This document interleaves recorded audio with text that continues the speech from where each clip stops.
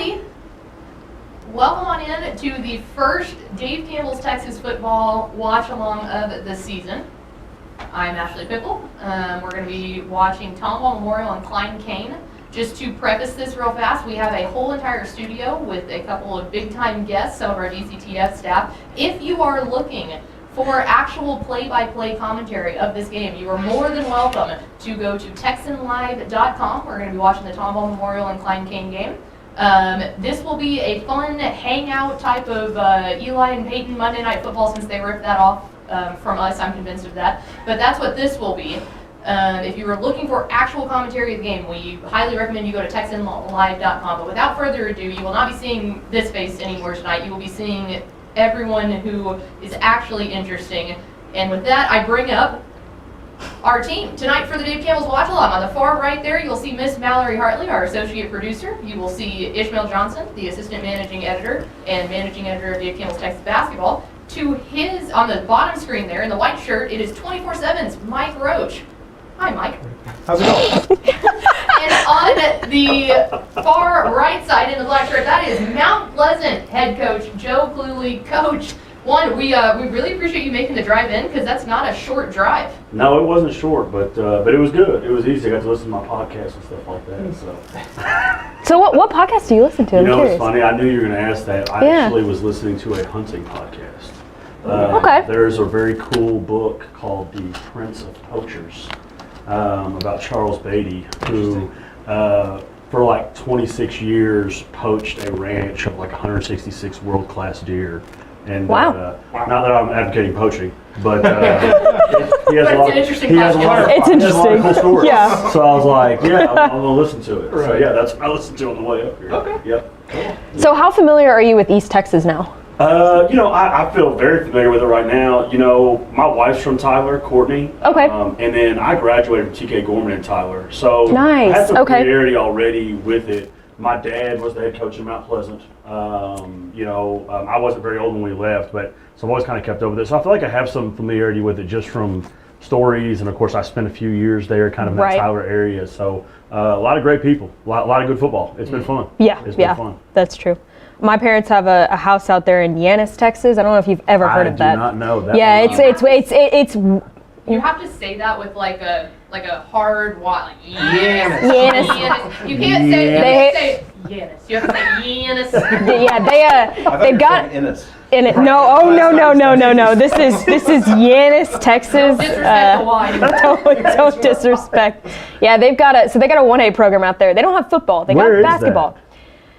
I think it's about. I'm not that deep East Texas. Right, it's 25. It's probably about 25 minutes south of Sulphur Springs. So you get off 30, and then you go on a road. Yeah, you get down there. 45 minutes. No, that's why I was curious if you had known about it, but. There's a T, huh? Yantis. Yeah. What? Okay, I've been, guys. It's a hard Oh. Y. Guys, it's Yanis. It's Yanis. right by Lake Fork. Yeah, we've got a house out there. Well, I've got to get out there and go Because fishing. shout out Rhonda. Feel free. I come out there and get your parents' number when I get out of here, so I can Man, go feel fishing. free. By the way, you brought up your wonderful wife, Courtney, who I've met several times. Yeah. And Yes. quite enjoy talking to. Congratulations to you guys, baby number 3. Yes. That's fantastic. Little girl number 3. Little girl number 3. Yeah, I'm surrounded. With Olive Grace. Olive Grace. Yeah. Yes, sir. I love Olive that. Grace. Yeah, Olive Grace. So we did like our gender reveal with all the football kids after practice on Tuesday.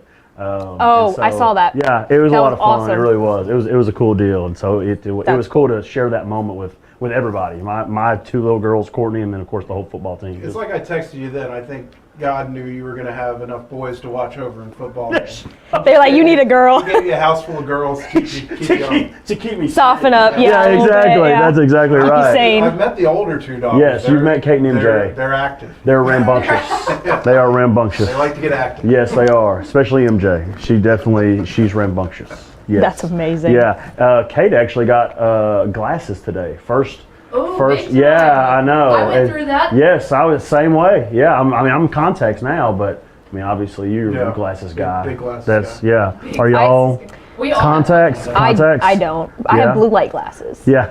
I like the way. The blue. I know. That's why Those I are the said fake it like glasses. that. We used to hate glasses, and now they got blue light glasses that are cool. That's like it's not fair. I've never worn. So as a kid, Science. No, I don't want to hear about not cool. I used to play basketball with a strap on, okay? Like, The face mask goggles? too. You got the Dwight Schrute face mask. The I red had the specs? strap on my glasses. The horse grits.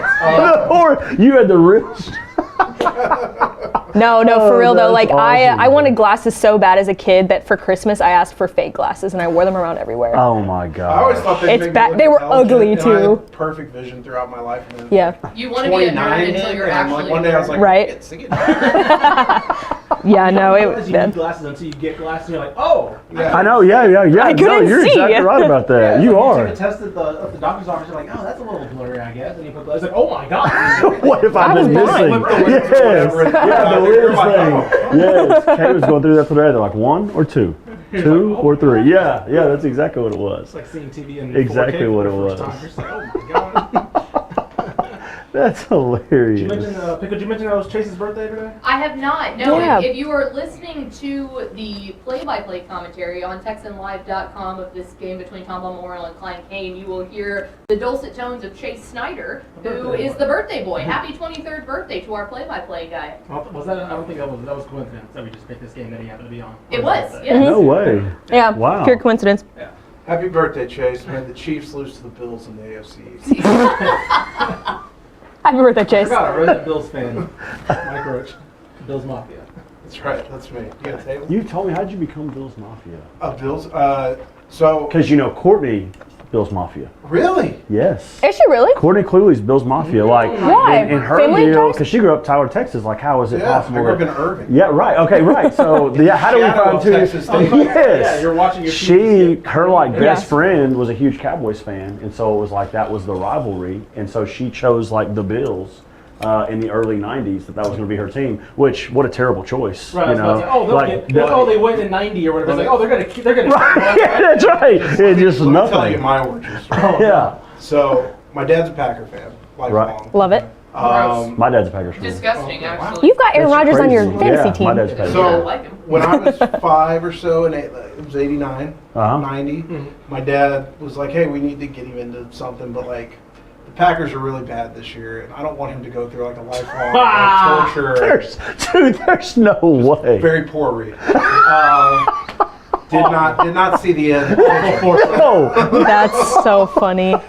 He was like, he's not going to be a Cowboy fan. That was Right. like, That was very. Right. And they went Yeah. and got me one of the little Hutch uniforms. You know, I've still got the helmet at home. Yeah. It was a Jim Kelly, and they were like these red, white, and blue jerseys are really pretty. Yeah. Yeah. And it was like from then on. Then I was like, they're in the Super Bowl like every year. Right. Oh, your first 4 or 5 They years, must be it was the like, best team on the planet. Or the second. Just like every Yeah, year. That's so exactly I told right. Dad, thanks. The Packers won 2 Super Bowls in my lifetime, so I appreciate that. that's so He's just looking out for awesome. you.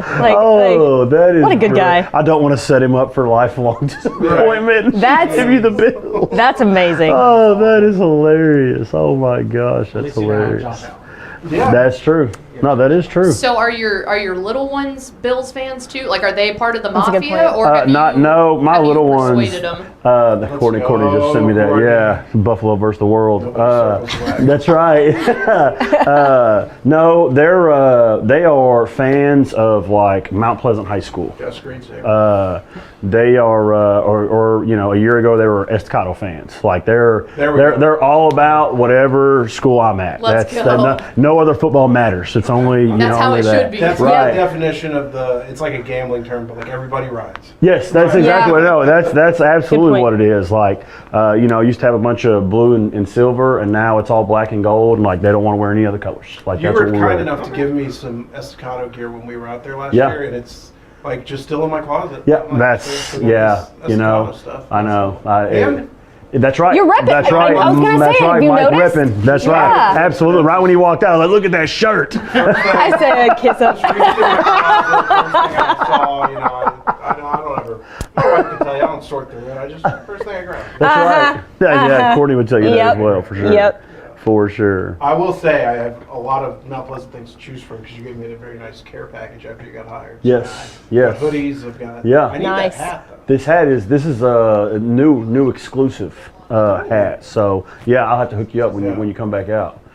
So our guys at West Rusk gave Ish 2 jerseys and a helmet. No way. 2 jerseys. Have you worn the helmet? No. I take it over there. Sorry, Yeah, to put you on the they spot wanted there, Ish to Ish. suit I up. just They wanna know wanted you. Ish to suit up. They gave both me and Mallory kind of a half like a quarter zip a quarter kind of zip shirt. kind of I don't know the material. It was a almost windbreaker almost. Yeah, very It was cool. nice. And then one of these, then like a package of like 3 wristbands. Really? That's very cool. So, Very, very definitely cool. They put you in Absolutely. Huh? They put you No. in that But they did ask me what number I want. What number? No They just way. said, what's your favorite number? And I was like, I said, 6. One of my favorite numbers, just in general. And so he just brought me 2. It was like an away and a home. No way. Really cool. That's really yeah, cool. that was pretty cool. Don't let Ish fool you. He actually walked in Monday morning with the helmet on. We're like, Ishmael, we're going to a staff meeting. You have to take off the helmet. He was like, I'm not taking He it came off. in full suited out, pads, everything. Like Very cool. Was very nice. They got a really good quarterback out there, I think, don't Yeah, they? they're not. Yeah. they looked really good. Yeah, They we really did watched look him good. at the Yeah. Lamar camp in Lindale. He can sling it. Yeah, he's going to Lamar. Yeah. Oh, that's right. I forgot about that. Yeah, I think they offered him after the Yeah. camp, maybe. Coach, what is your philosophy on numbers?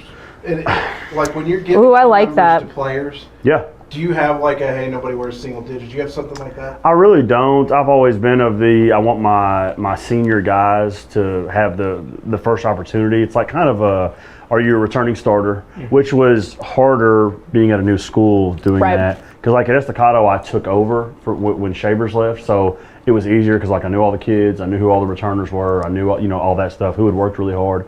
It was different in Mount Pleasant because you didn't, and so it was more of trying to figure out like, okay, who has showed up a bunch of days of summer. So because I like late July, once I kind of our summer attendance, I would text like, okay, here's the first kid I'm texting to see what number they want, and boom.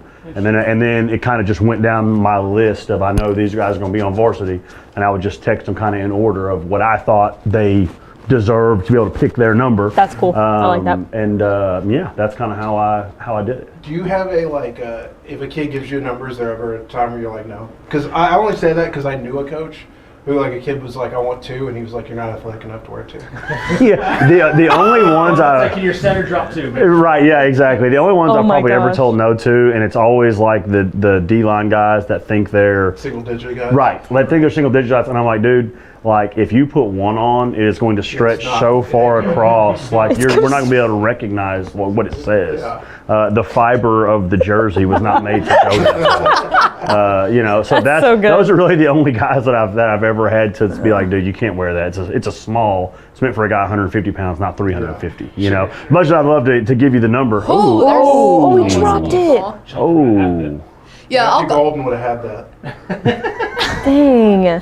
I'll come in real fast and just kind of set up the preface of this game here. So obviously Tomball Memorial and Klein Cain, a District 15 6A matchup here. Klein Cain coming in 3-0 on the season. I believe they had their bye week last week with Coach James Clancy. And then on the other side, Tomball Memorial coming in with 2-1. They dropped week 2 to Cypress Creek 54-56. So that one went absolutely to the wire with Coach Sam Parker. So a big first district matchup here, just for anyone watching at home that doesn't know kind of the scope of where we're at in the greater Houston area here.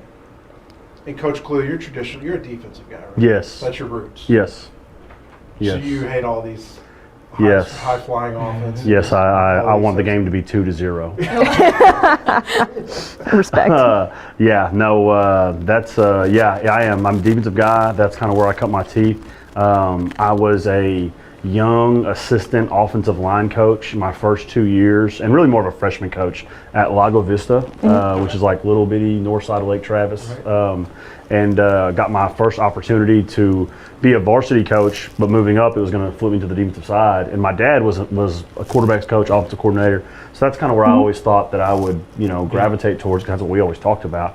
And my defensive coordinator, our head coach, Alan Hare, who's now at the new Chaparral School in Killeen. He was an offensive guy. We were slot T, which I loved, but my opportunity to move up was on the D line. And I went to work for a guy named Zane Bodie, who was our DC, and just fell in love with defense. I mean, I really did. It just kind of, we just clicked. It helped that I had really good players, Donald Hopkins and Austin Terry, and guys that went on to play big-time Division I football. Dylan Haynes. Dylan Haynes, yep, that's your boy. Yes, Dylan Haynes. The human that's right. hurdle. Dakota Haynes, his older brother, was on that team. But yeah, that was kind of where I cut my teeth on defense. And I don't know, 4 years later was the DC at Old High, Wichita Falls, and kind of just, all up there. So the way me and Shavers got hooked up was the defensive side of the ball. When I went up to Old High, Shavers had just become the DC at Wichita Falls High School, and I interviewed for the D-line job there, and that's kind of how we connected. And then for 2 years, me, him, and actually my OC now at Mount Pleasant was the safeties coach at Old High. Nice. And so we all worked together for those 2 years, and then of course Shavers went his way, and I stayed on, became the DC, and the whole deal. And then he brought me back to Estacado and all that deal. But yeah, the defensive side are 3-4 guy, like the 3-4. Okay. Yep. I like that. Yep. I like it. For a while, that seemed like because obviously when it was more running offenses, you had 4 down line. Yes. Now it's definitely like as many linebackers. It is definitely become like more of a trendy. I don't want to say trendy like it's a bad thing, but more of like getting more. You can get a little more athleticism on the field with 4 linebackers as opposed to 40 linemen. It feels like a lot more teams go 3-3-5, 3-4. Yes, I agree. I agree. No, I totally agree. Are you a guy that, like, when you were DC, were you more of a fronts guy, or did you have a great grip on like what you wanted your secondary to look like? I felt like I'll say this. My first stint as a DC, I was definitely a front guy in terms of like that's what I was very familiar with. I've been an inside backers coach and a D-line coach. I was not. I look back now and think, how in God's name was I a DC? I really did not know the back end well enough to I really didn't. And I was fortunate enough to have good coaches around me that helped me. Sure.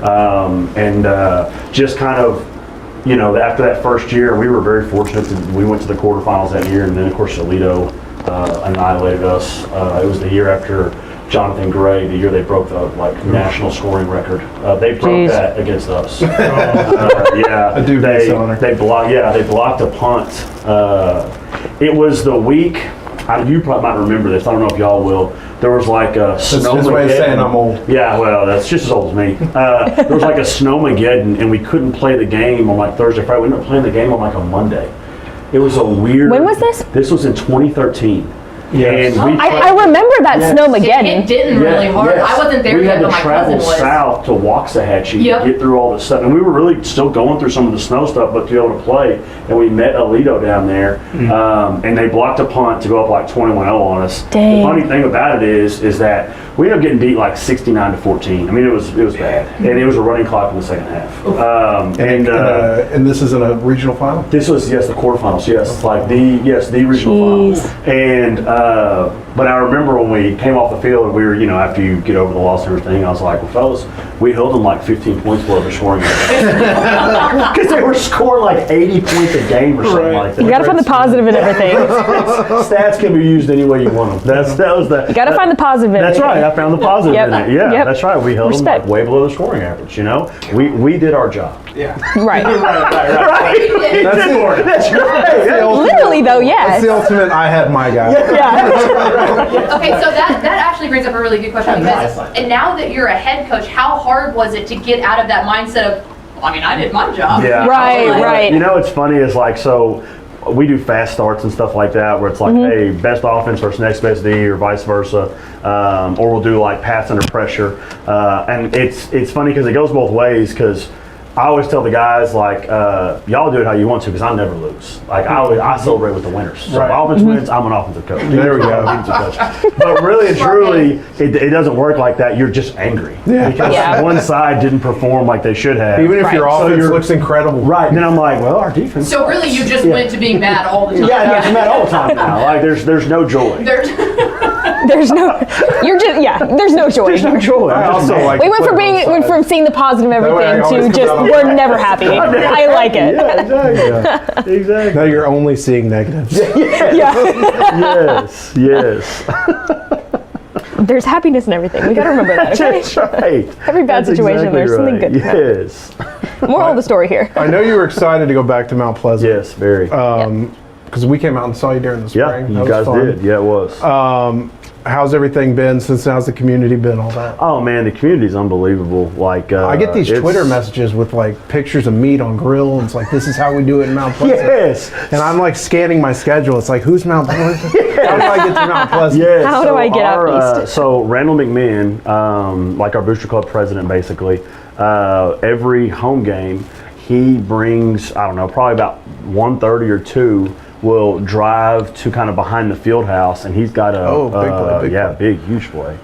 Oh, he's gonna go all the way. That was nice. Oh my gosh. Nice. Who's number little- 34? Yeah, that was got it right here Yemi, in this thing that Yeah. I brought. I would feel like I've not heard that even name before. attempt Yeah. to butcher. Sorry, that. bud. I think it- Double A, Yeah. double A. It's shade a little louder because I think you had it right. Yemi out of Lucky. Okay. There you Yeah, go. that's good. Wow. Yeah. Yeah. Yeah, so Yeah. that was a good comeback. On You do Out of not want to Lucky. hear me attempt that. No. No. Yeah, that was a great play.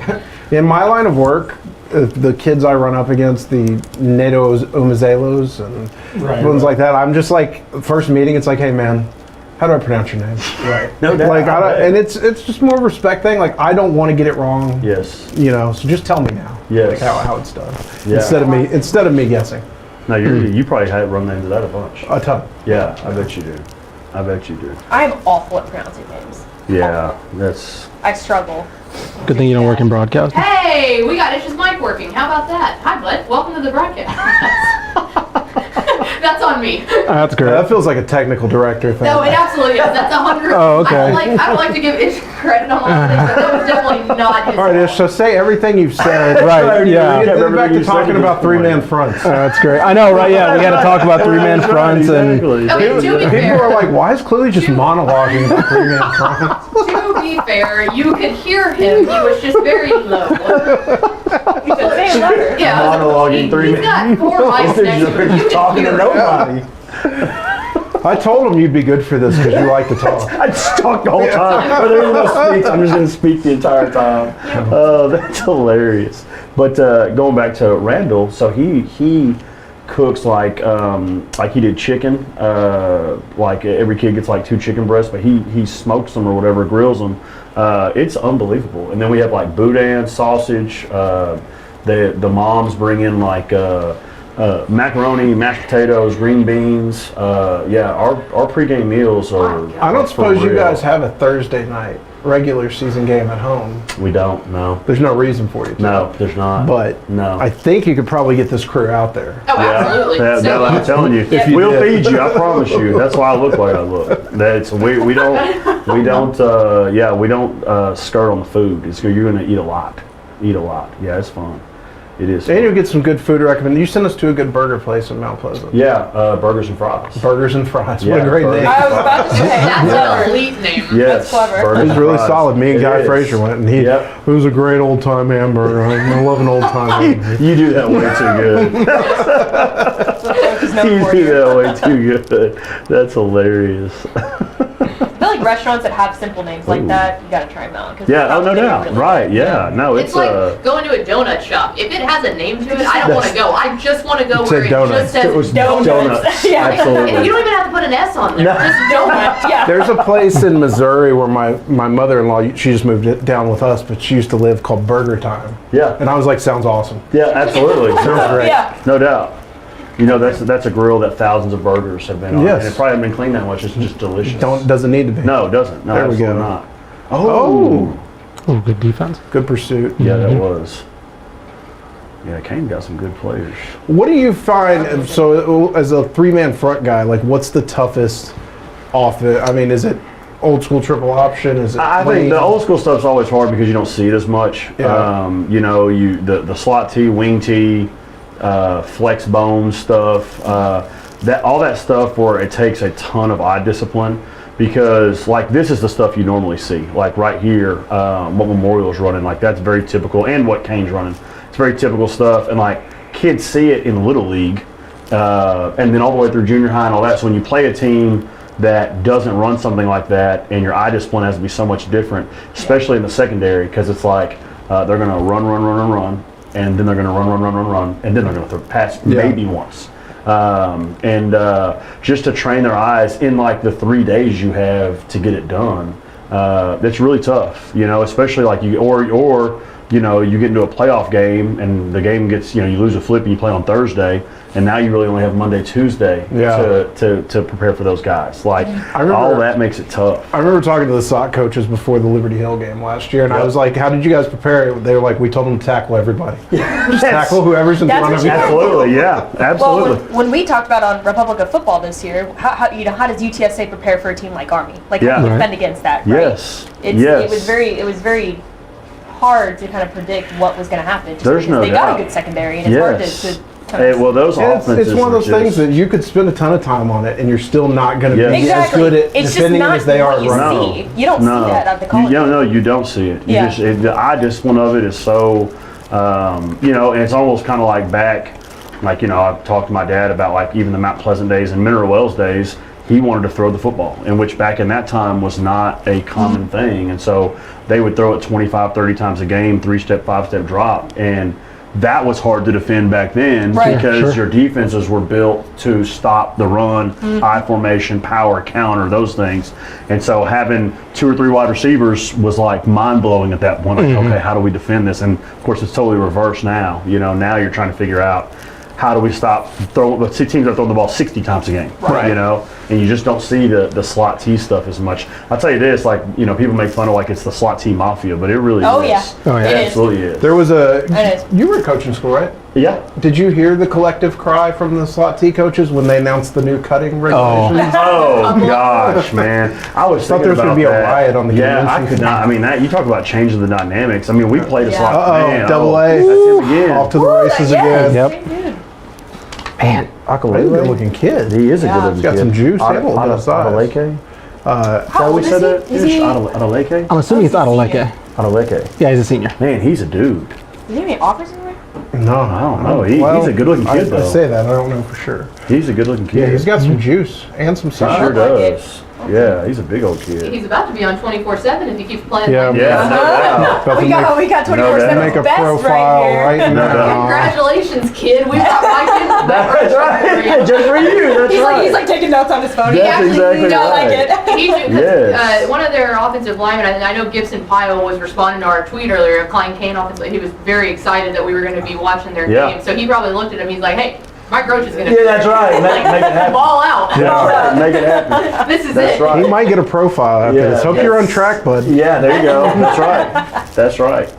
By the way, I love I y'all. find he's got a sub 1100 Title IX shirts. It's on. Oh, thank you. Those are awesome. Yeah, Excellent. Yeah, those are awesome. We went to a gala Yeah, okay. Tuesday night. Yeah, Really? we had to dress up fancy. Oh, We yeah? got these shirts for free. Nice. It was Nice. awesome. It was fantastic. Yeah, Very the cool. Nancy It was a great- Lieberman charities supporting equality in sports. No doubt. So yeah, we were amped up. As the ultimate girl dad, I respect Yeah. that. Now You are the He's ultimate gonna girl be dad. ultimate Yeah, the girl ultimate dad. girl dad. Are the girls playing sports yet? Yeah, they are. So Kate is, she plays soccer and softball, but really soccer is not her thing. Okay. She figured it out this year, but she gave it a Awesome. shot. I and respect everything. it. But she loves softball. So like she got selected like softball all-stars and stuff like that. She loves softball. MJ is kind of a little bit the opposite. She plays softball and really likes it, but she really soccer is her thing. There you go. Yeah, very, very cool. It's been fun. It's been a lot of fun. So what's up for the third? We got to get a basketball kid in here. I told the girls. Yeah, I know. I told the girls. I was like, I don't know what's going to happen, but this third one is going to like. I'm going to make her as boy as possible. She'll be a tomboy. She's gonna be football? She's going to be a football player. We're going to teach her how to run routes, cover guys. She's or she's going to be a coach on the sidelines, like the girl from Remember the Titans. So that's what Let's go. that's There what we we're go. shooting for, Well, whenever she gets to talking in a couple years, if she wants to come on Women Talking. There we go. Yeah, no, absolutely. Yeah, no doubt. Little head. That's right. Y'all could do a whole round table with all the Cluley women. Yes, Like, exactly. what's Great Absolutely idea. good. I'm on my way to having a full basketball team. Yeah, there you go. But that would start. Then you could go on Zone Star State. It's a great name. Yes. It is Thank very you. nice. A quick score update too, because I know it's a game we're all keeping our eye on. But PSJA North up 7-0 on Edinburgh Vela. So they're the high flying offense is going off. Yeah. That defense. Maybe we should get Steph to call in at the half. Not a bad There you idea. go. Live Yeah. report. That's right. Is he at that game? He is. Oh, really? Okay. He's going going there for from one the day. Valley. I believe he'll be in Big Bend country tomorrow in Alpine. No Yep. way. He's going all over. Alpine America, huh? Oof. He loves it. Oh, I have no doubt. Yeah, I got no doubt. That's his hobby, basically. Yeah, that's like. He told me once that sometimes when he's got nothing to do in the off season, he'll just drive down to Alpine. I'm like, that's a move. That is a move. Not sure if it's wise or not, but that is a move. Choice. That is a move. I might not Yes, drive it to is. like Carrollton. Yeah, after driving back and forth from Mount Pleasant to Lubbock for like 4 months, I'm like, I'm out. How long is that Yeah. drive? I mean, really and truly, if you just could take it all the way, never stop for gas, bathroom, whatever, it's probably 7. So it's really more like 8 once you, put Right. everything into it. Because did you move before the family? So yeah, so it's so funny because Courtney's like the ultimate coach's wife, and so when we met with the superintendent and like accepted the job, of course my family was there, and he was like, okay, it was January 10th, or no, it's probably like January 5th, and he was like, when can you start? And Courtney was like, he'll be there Monday. Like, I didn't say anything. Like, he'll be there Monday, and so I moved in January 10th, and the girls got there. Like we got into our house, like it was like March 1st or February 28th or something like that, whatever that time was. So we went. It wasn't too bad. We went a month and a half, and it was kind of one of those deals. You had to make the decision of, do you take the girls out of school in Lubbock to move to Mount Pleasant? But our deal was, and it was hard for them, but our deal was we wanted them to go into the summer with friends and not show up in the summer and have nobody. You want to be Scott Smalls from the Absolutely, absolutely, yeah. Did not want to sandblot them. I didn't think about that, but I did not want to sandblot them. You're exactly right. Yes. Yeah, so it's been really good though. It's been really good. How did you and Miss Cluley meet? So we met when my dad was a coach. We moved to Allen. So I went to Curtis Middle School, which is a feeder into Allen High School as an 8th grader, right? So my dad was a principal at like a small private school in Wichita Falls. I had like 19 kids in my class, and I went to Curtis where I had 800. So it was quite a shock. That's a jump. My dad, man, this kid's for real. Yeah, he is. Yeah, this kid's for real. My dad went from like State Farm kind of in management to a State Farm agent. So we moved to Arkansas for 2 years, and then we moved to Tyler for my junior and senior year, and Courtney was there. And so we met in high school, and then we dated all through high school, through college. She went to A&M, I went to Sam Houston State. Nice. Dated all the way through there, and then got married, and we moved to Austin. And now you have 3 little Courtneys. And now we got 3 little Courtneys. That's right. Yeah. And you guys are truly, because you're a Texas fan. Yes. You guys are truly a house divided. Yes, we are. Do you put the flag out? No, there's no flags. She doesn't either. No, there's 3 of her, or 4 of her. That's right. That outweighs that. No, there's no doubt. But there's no. I mean, she knows how much better Texas is. So. Ooh, we got a high That's While we're on the subject, I found this. I'll see if she's listening because I'll get in my chair. Hey, Mike, talk about that book in your hand right now. Yeah, this is The Road to Texas, Incredible Twists and Improbable Turns Along the Long Range Recruiting Trail, written by some guy named Mike Roach. Oh, wow. Now, when can people listening at home? October 4th, but you can pre-order now, and I tell people this, it only takes 5,000 sales in the first week for me to be a New York Times bestseller, and they count pre-sales in that. Oh, nice. So I feel like that's the best chance for me to do it. Right. So please pre-order, because next year is my 20th high school reunion, and I'd like to go back and be like, I'm a New York Times. Oh, hello. By the way, they could put me next to I'm trying to that think is of the Lance illustrious Awe, alumni quarterback of for Harvard Klein Cain. It's me. It's Tyson Thompson.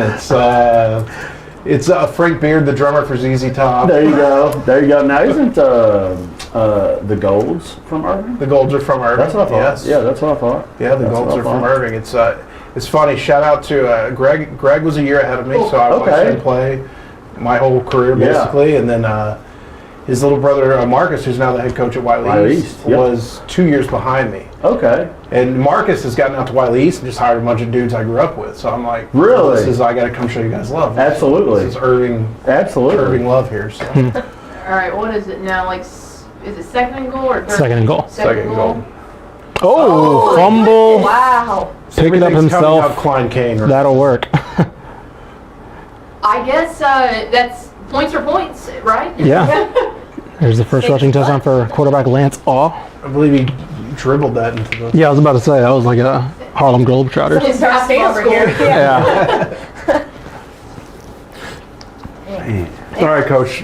Your Tomball Memorial's DC. I knew this was about to come. It's 7 minutes in, and I'm guessing, because we don't have a clock. and you're down 21-0.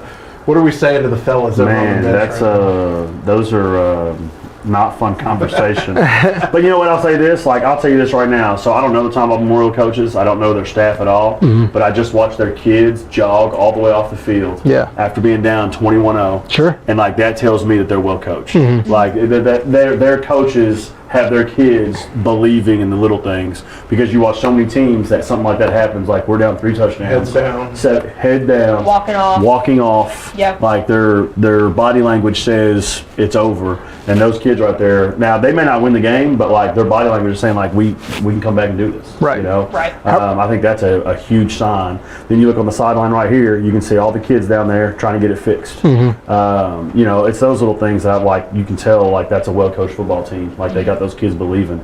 But that's not a fun conversation. You don't want to have those. And unfortunately, I've had to have those. But what are you saying to the other coaches on the headset?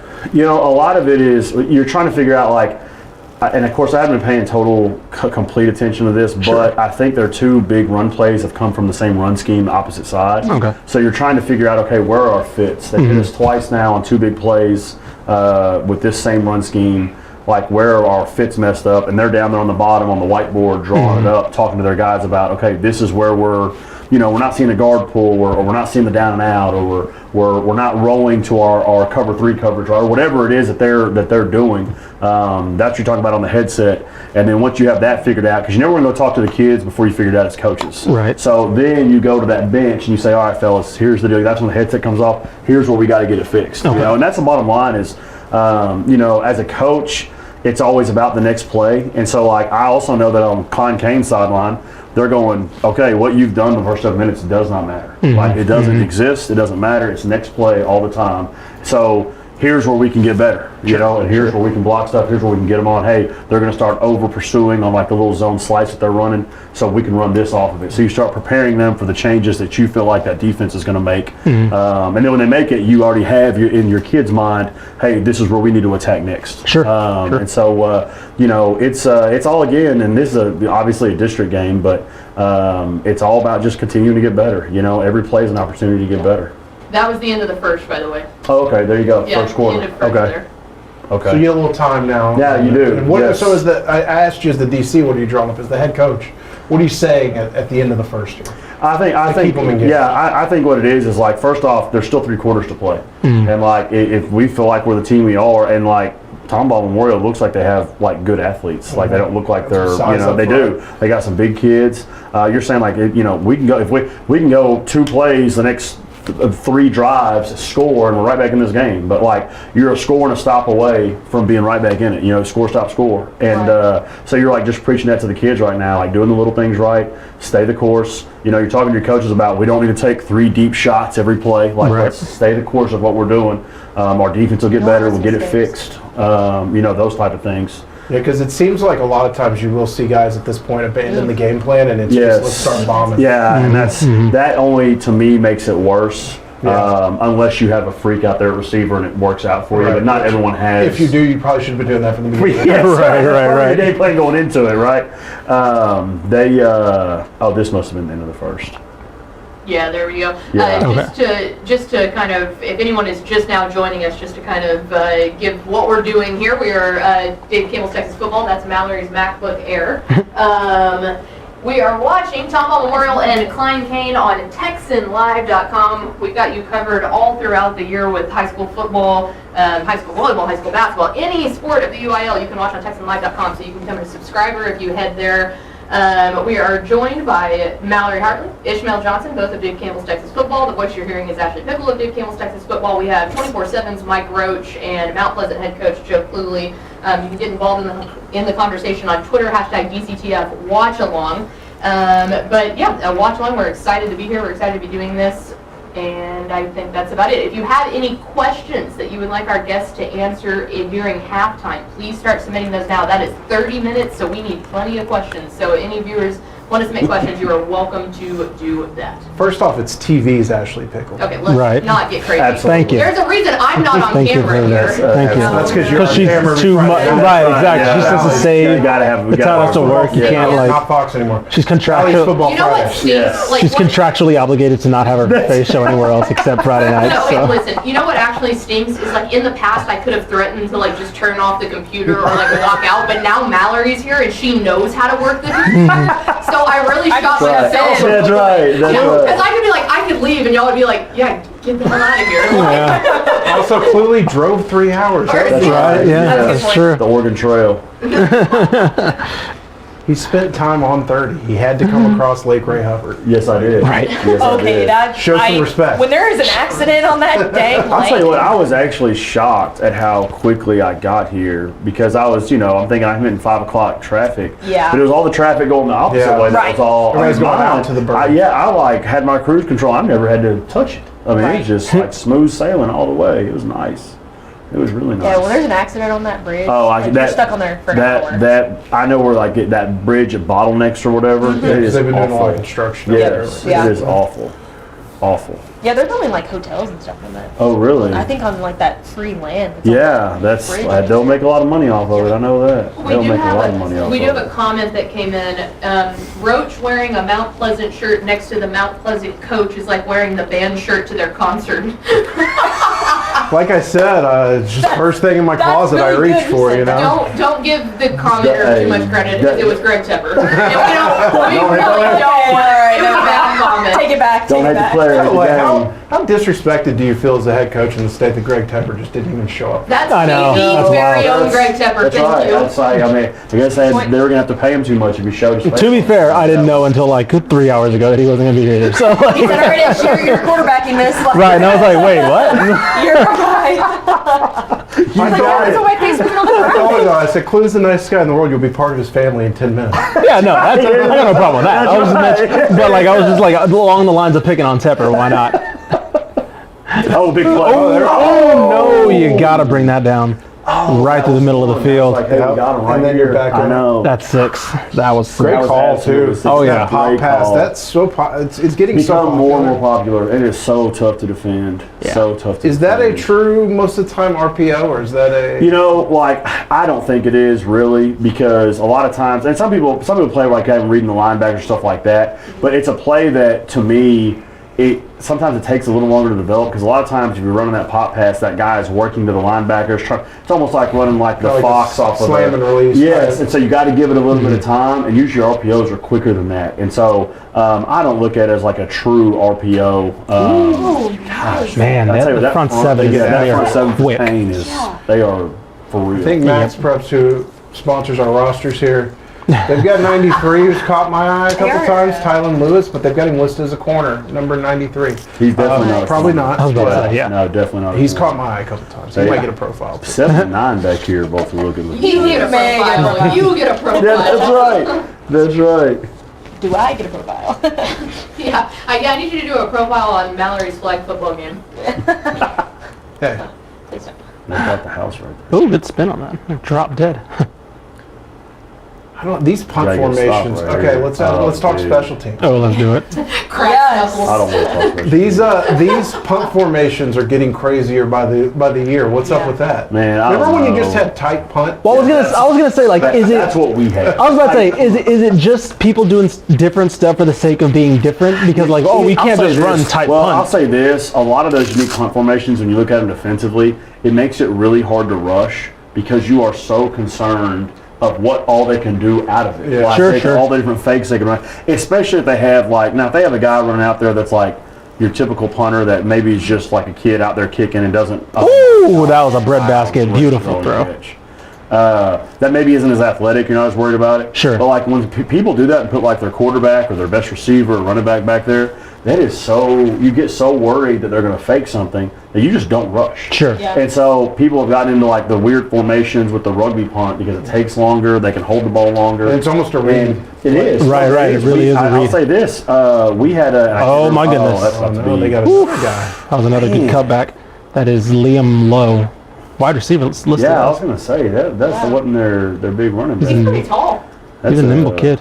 Like those, he's got long legs. He does have long. 'cause he's wearing low I socks. think it's the low socks combined with the with the black cleats. yeah, the and high they pants. they let the pants go back the other way. And there is that's 24. They got a hellacious backfield. Jonathan Rosette. Jonathan Rosette. Yeah, Man, they got some. they hit him with two big runs, and then Yes. that pass deep to, I forgot who the receiver was. That was Jalen Smith. Man. And Tomball dropped that ball. That's Just in bad. case, harsh, he didn't think you were going to read the comment, Tepper texted me the same thing. So, hi, Tepper. Tepper doesn't think that I can do my job. That's It's why- that guy that It's that guy that repeats the joke 12 times, just in case. Because nobody laughed, but he think that it's because nobody heard him. Yeah, they must. He's probably. Oh no, it's He's like, not. guys, did you hear me? I said this. And it's like, yeah. We You heard know, it. Paulie on Thanks, the spread. You hear what I said to you? man. You hear what I said, T? You see? More like leg leper. Let's go, baby. We did it. We wanted to add one of those in there. Let's go. Wanted to have one of those. We were trying to figure out how. That's hilarious. I love it. That is hilarious. Oh, that's amazing. Another score update charge my here. laptop. PSJA North up 14-7 now on Edinburgh. 30-52. Also wanted to give y'all props on the app. Oh, thank you. Yeah, you. I know. Say that louder for Yeah, people. You might be the first. That means a I'm lot. gonna give you props on that That goes because a long way. it is way better than the version that came out last year. Yes. Yes. You might like tweet that out and Do I need to tag everybody in it? Does Mount Pleasant have billboard money? That's- Get that on the billboard. No, Yeah, that's great. Thank you. it's Means a lot. yeah, it is. It's way more user friendly. Yeah, I It's so actually. hard. Yeah, shout out to our guy Will Wilkerson, our social media guy, because he's worked like. People don't understand how much this man has stressed over this app to make sure that it's perfect for all of you guys. So real big shout out to Will for helping all of that. Yep. Yeah, I mean, he started working on that like right after football season last year. Mm-hmm. He's been grinding on that. There we go. All right, 28-0. Like, Yeah. I mean, really, how do you, especially before half, how do you start getting your guys motivated?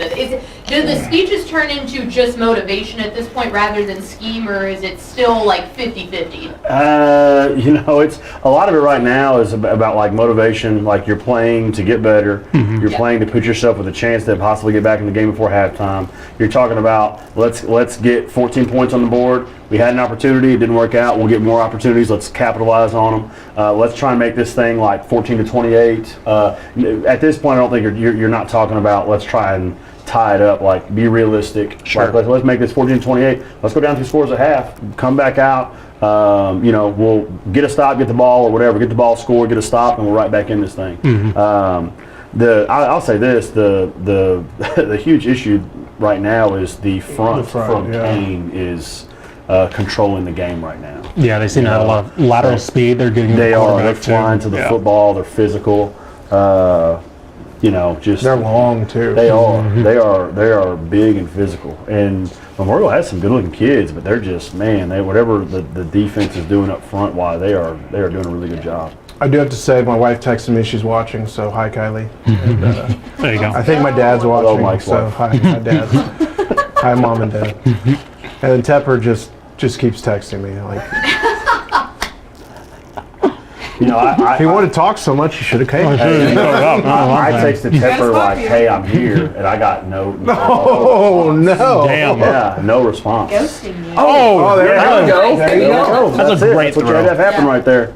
Great throw and catch. On the run too. Yep. Corey O'Brien, rather. And this is okay. Senior wide Defense, we need to stop here. Yes. Yeah. Have to have it. Yes, absolutely. That was a little bit off balance too, because he was going, he was rolling left, and that was in the middle of the field. Yeah. Yep. That's a great throw. I'm working That to was a good verify time. this, but people are saying, is Carthage playing tonight? I had the scores pulled up. Let me see. Let's see. I'm No, following the they're on scores Friday, yeah. on the app. Okay, I was just gonna say, people were just hyping up that they think Carthage is gonna win by 40. I thought Carthage was Who they up by playing? 40. And I was Bullard. like, oh my goodness. Who they play? Bullard, What but just it's happened? I tomorrow. just missed Yeah. that. Was that a two? Did Was they that a two go for it? conversion? Yeah. I don't know if it was a bad field goal attempt. I was looking. I know, I was too. I was looking for Carthage. Sorry. I was looking at your phone. Pickle gave me the play face. Another L by me. First the mic, now the scores. Maybe I was right and I'm not good at my job statement earlier. Got some local scores. I can. Here's the one here. I will echo Cluley. Love the app. This version. The one improvement I would like to see made. Okay. I used to be able to go see scores or games from like 300 miles out, and now I can only go 100 miles. Okay, so more miles. Right. Used to, I would agree with that. I would put on like 300 miles, and then I would get basically statewide scores. Yeah. Now I only go 100 miles. So. Gotcha. Okay. So here's some I would agree, scores. that would be nice. Yeah, because it used to go. See, 300. this is what we want out of people is constructive Constructive criticism. criticism. Because most of the This time, thing sucks. yeah, most of the time we just get this app sucks, and they go, "What's wrong with it?" And they say, "It sucks," and I'm like, "Yeah." But what's the actual problem? At games trying to do our job and we'll get stopped like, hey, yeah, your app sucks. It's like, I can't do anything about that right now. Yep. Like, Thank you, so sir. Have a sorry. good day. Yeah. I hope you're having a blessed evening. Like, go complain about So here's some scores from 100 miles around. Here's a fun one. So I was over at my parents' house. They live in Keller right before I came here. And the neighbors across the street were going to the game. And I was like, oh, who are you guys playing? And they're like, Byron Nelson. I was like, oh, have a nice night. It is 35-0 in the first quarter. Byron Nelson is legit this year. Yeah, we've been talking. They were in our district when I was at Old High. Really? Yep, when I was, That's crazy. what's his name? Brian Polk was the head coach. They were in our district when we were at Old High. That's crazy. Yep. That's a trip. Yes, it is. Yes, it was. No, we've been talking about them on our podcast, State of Recruiting. You can get it on Apple, Spotify, wherever you get your podcast. There are like state sleepers this year. Yeah. And we loved them a ton in 7-on-7 too. I didn't know they were that good this year. I went and saw them week 2, and they are Who'd you see them play? McKinney Boyd. Oh, okay. And we And they saw, rolled in that game. yeah, it was not. And I saw him last year. I called a Texan Live game. First ever Texan Live Yes. game I called was the That's right. regional final against Geyer, and they pushed Geyer to the limit last year. Really? And they were sophomores. They were bringing back a bunch of kids. that Yep. pushed Geyer to the limit. So I thought, okay, let's keep an eye on. Who's the head coach there now? The DC took over. I can't remember who it was. Okay. Or Guy, you mean, or Bauer Nelson? No, Nelson. Oh, sorry. Oh, Yeah. yeah. Let's go to Ashley Pickle. Yeah. Yeah, hang on, give me 2 seconds. My laptop's charging. So. Uh-oh. Oh, they had him on third down They too. sure did. And now there's That this. Yep, that kid's a stud. Might have missed a hold on the outside. Yep. Yeah, no, yeah, that's right, yes. It is Travis Pride. That's what I thought it was, Coach Pride. So Coach Pride was at Old High before I got there. Jason Lavender, who hired me, was that took over after Coach Pride. Coach Pride went to Mansfield Summit, and we played them when I was at Old High. And then of course now he's. I was wondering if he's still Byron Nelson. I'm interested to see, not coach, but the rest of you. I'm interested to see, do you, like, one of my favorite things about Texas high school football is those stories right there, like listening to the different coaching trees. Yes. Of like, you can hear this random guy at a 2A school in West Texas and go, oh, well, here's how I know them. And it's always 17 different steps to get there. Like, that's my favorite. It's 6 degrees of Texas high school football. It's like, Yeah, well, every time. I coached with this guy, and his son worked for this guy. And And then the other one was the mayor of this town who, like, I love that. It always takes like 20 minutes. Exactly. It's great. right. 'Cause it's I like- need like an org chart, like a family tree. Like, But that's also great because then you can just say like, oh, it's Travis Pride, and instantly there's a story. You know, like It's the fraternity, man. It I is. love it. No, that's one of the best parts about it. shout out to HSCA. Oh, we've got Amber Lennon. There is mustard on the lettuce. I like that. oh, I was like, huh? Shout out Wichita Falls. Yeah, we had a good. There's a mustard on the lettuce. Drop it, though. The Wichita Falls PA guy. Oh. It was fantastic. Is that where you heard it in the first place? Yeah. No, no, Oh, that's what I heard it for the first No, time. that's a okay. forgot. So That must be Atlanta. Yeah, I was must gonna be say small it's town. Y'all went up there, didn't you? Small town Texas Did y'all high go school up there? football. That's Yeah, me and her when it was Hershey versus Brock. Yes. Week 2. What a great game. Oh no. 3? Week 3, I think. Yeah. Week 3. Great game, by the way. That press box. Great stadium. Is. Yeah, I like that. It's a classic old stadium. It is. It's a great view. I would take away the classic and say it is an old stadium. Are you complaining about the no elevator? That's it. Well, because I coached. Were you in the box? Were you as a coach in the box? I was at some point, and I'm like, man, PTSD. get me some. I needed like the little Mary Poppins umbrella. I gotta have something. Well, that was the great, when we got your credential has been approved request from the AV. They tell you there is no elevator. Did y'all post that or something? I did, yeah. That was he did. classic. That was because and then classic. he told us who's in charge of the press box. Be nice to them, yeah. And his wife, who I believe actually is going through a little bit of a tough time with some sickness right now, but she missed last game. It was her first game miss. Steph had the stat. I need to ask you. It was her another first game touchdown. miss in years. No way. But I think 3 she's feeling first good down. now. Good, So. good. Yeah, That's that's 3 touchdowns. 3 on the ground for her. dude. Yeah. This line is unbelievable. So just to give you some Yeah. insight into my business and how I do this, and this will, if Gabe's watching, he'll be smiling. I see a kid like this, first thing I do is I Google his name and track and field and see if he has any track and field times. There you go. So for you kids who don't want to run track, because you know what? A college coach, if I give him to him, is going to say, how fast is he? Yep. And I'm going to say, well, if he runs a sub 11, they'll say, good, that works for us. You know what's Or you better funny? be playing baseball. What's the reason why you don't run track? Yeah, right. Yeah, exactly. Well, No, just run track. But I'll tell you what, one of the things that's becoming more of a thing is the miles per hour deal. Yes, if you Is- can afford if that. yes, like so we've talked about it, like with our strength coordinator, is getting the deals that measure miles per hour as opposed to. Oh, I got a guy for you to talk to then. Do you? I do. I'll need that. Yeah, give me the contact, because we're talking about in the off season, testing our kids not necessarily in the 40, but how fast can they run at true peak running, and then measuring how long can they run at that fastest speed. So it's not necessarily like, if I can run a 4.40, that's great, but that's 40 yards. Right. If I can run 20 miles an hour, how long can I sustain 20 miles an hour? And that talks to you about your strength. And according to our strength guy, shout out Coach Morales,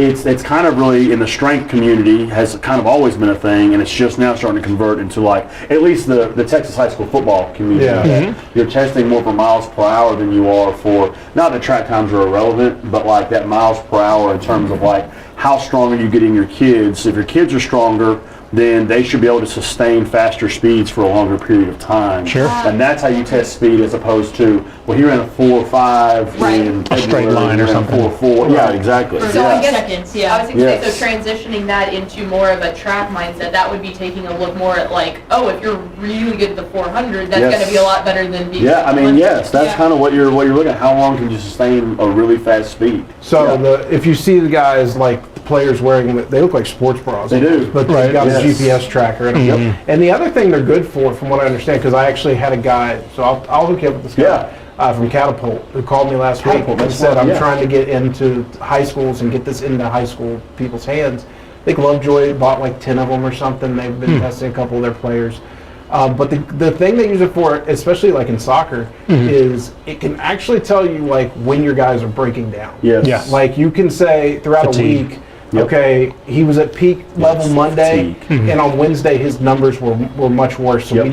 we need to shut him down a little Yep. bit. Right. Or Yep. he's off. They just have nowhere to go. Yeah, that defense is. And 93's he's a the good corner look. is Yeah. all over the place. So as a recruiting guy, when you look at skill players and you see that they don't run track, is that like an automatic turnoff for you, or is that like a It's not automatic, but I always say you're that. skeptical of it? Yes, Okay, because got it. it's especially if you hide from it. Because Right. I always say like, fast guys generally, in my experience, like to prove how fast they are. Yeah, to people. good. Like it's their. I used to go out to these receiver training groups, and they would have like Evan Stewart would be there, and Oh yeah. Amarian Walker, who played at McKinney, and runs like 10-3, and all those guys. And they would, after training, they'd be like, "Yo, you guys want to race?" Like that's how those guys are. Yeah. Right. I always tell people, Evan, like for instance, Evan would have run Usain Bolt barefoot in a parking lot. Like, he could have. That's Right. Like he just wants to prove how fast he is.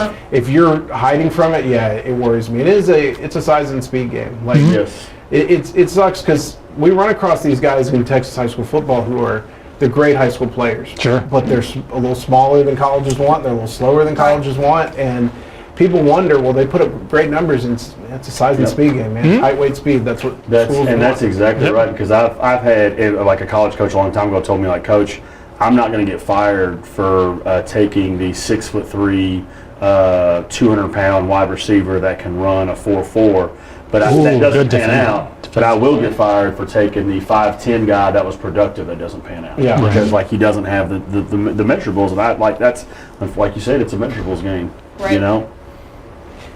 Just a quick time update on this game. There is 4:37 left in the first half. Score right there. Yeah.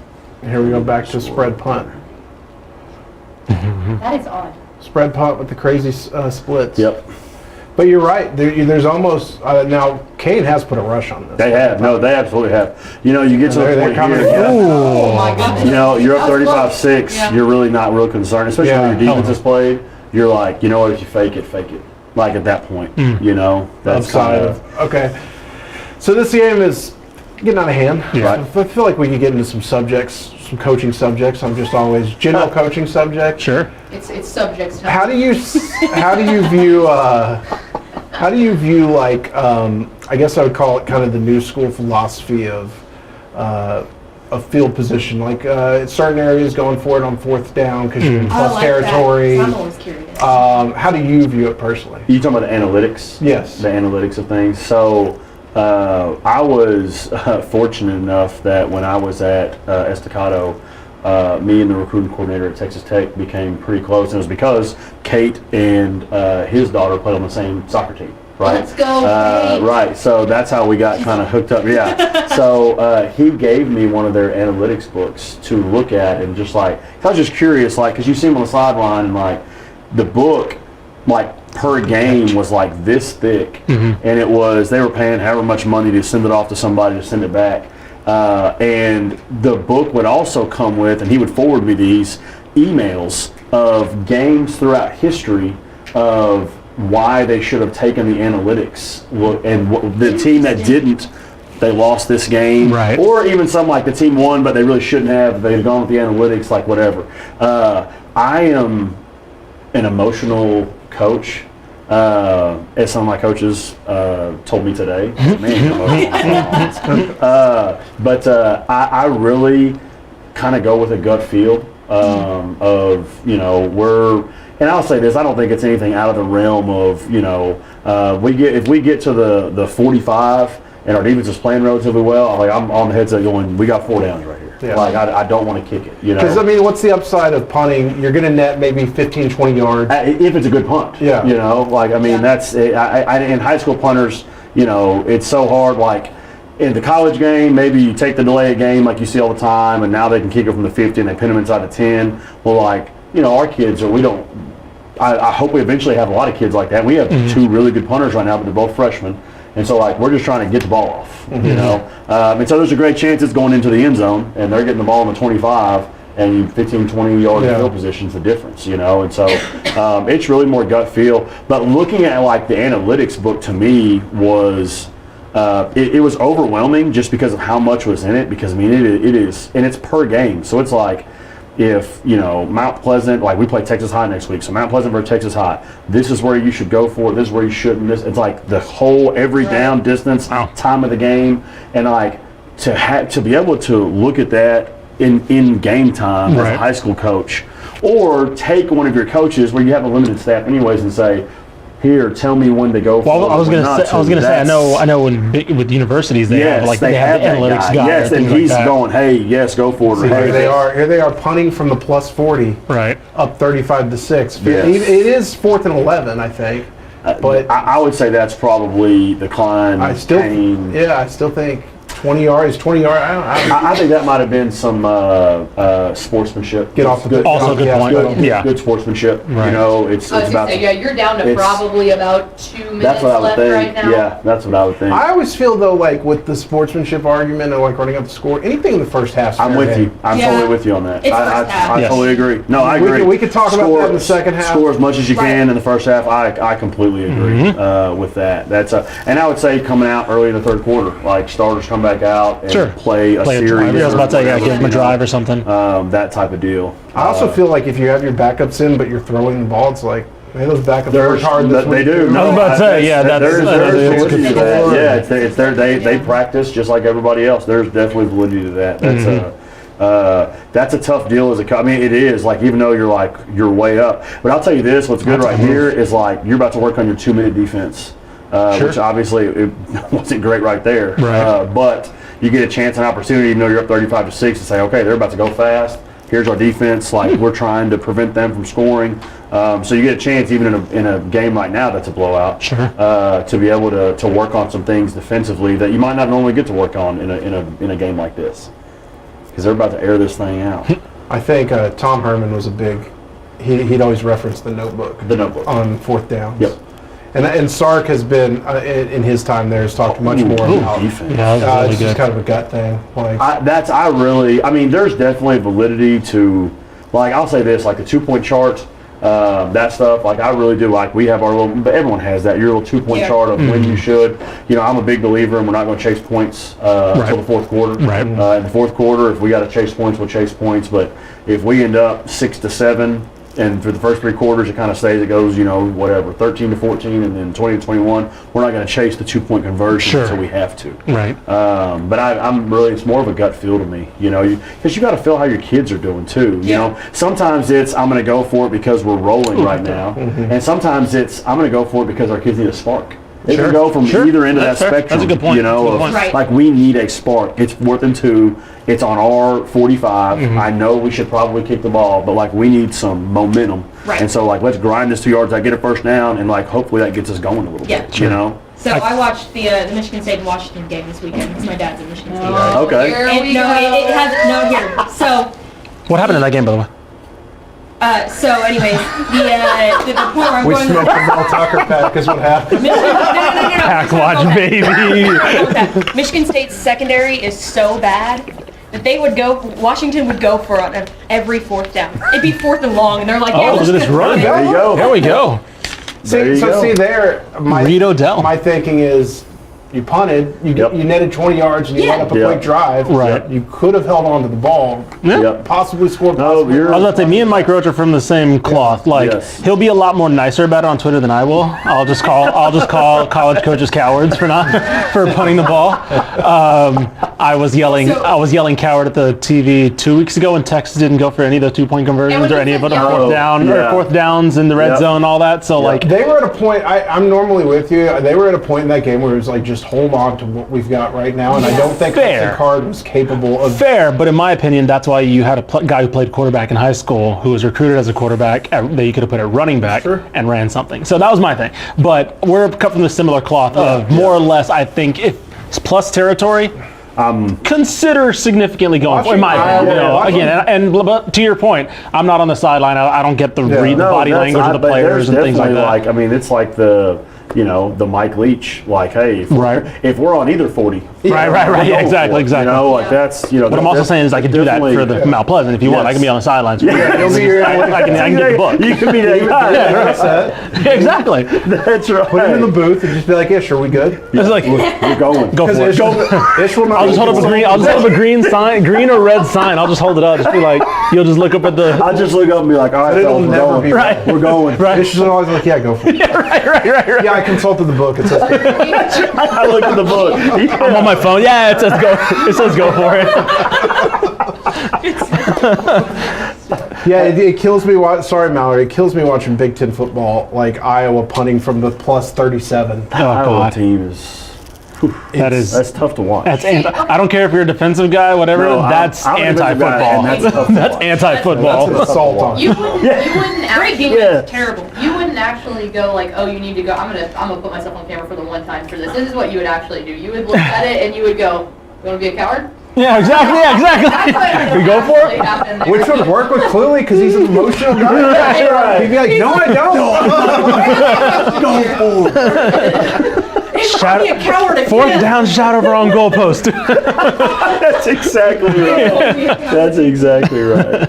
Feel like you just want to forfeit now, or You just want to give him the ball back? Hey, speaking of that Texas Alabama game, how about that non-safety? Terrible. Ooh, awful call. Dude. Awful call. How does that? I don't the know. whole litany. I think what even it not being called a safety, but Right. being called like roughing the passer. I think they got what did they admitted the targeting was incorrect, right? Yes. They said they got that wrong. They got it wrong. And so, but I think what they also said was you can't review roughing the passer.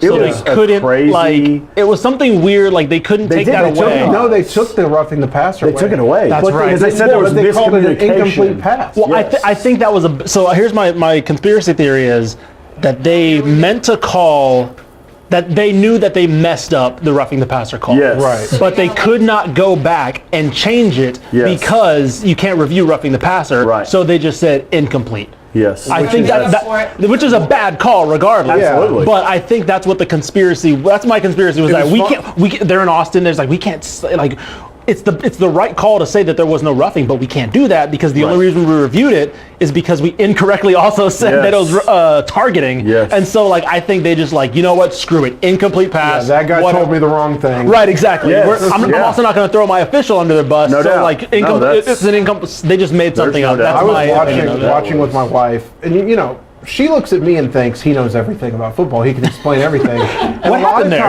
A lot of times I'll be like, well, this is what's happening. And she goes, what's going on? I go, I have no clue. Yeah. That was crazy. And DeMarvion Overshown coming up on that, and then the worst targeting call I've ever seen in my life. That was bad. Well, I saw that. At that point, That was it's like, awful. I told somebody, I What are you said, supposed to do as a defender? at that point, the only thing you can do is sidestep the quarterback and remove yourself from the Right. play. You hit face on. He hit one. It's really kind of a bad form tackle. Yeah. He's kind of straight up and down and does this. I think he His was face- trying to defend a possible pass, keep his hands up. I do stay on the too, ball. but he And never he's Quarterback's also- changing levels. Yeah, It's also like a short guy. I was about to say he's 5'9". Yes. So I was like, I don't know. Now, if he'd have dropped the crown of the helmet and hit the kid, I'd have been like, okay. But I mean, it's face mask. Like face mask. there's Yeah. no. I think he even said that on the side. You could tell, I know. And they said and lost. I think Overshown he was on the sidelines watching, and you could tell he was like, no, that's face mask. Yeah, right, He was you could see him, motioning. yes. He's like, You no, know, that's not. yes. You could. I got the sense the refs were just explaining it. Like, look, man, we don't think it is, but by the letter of the law, Right. it is. Which I you think. thought the appeal would have. Yeah, you think Exactly. they'll come back.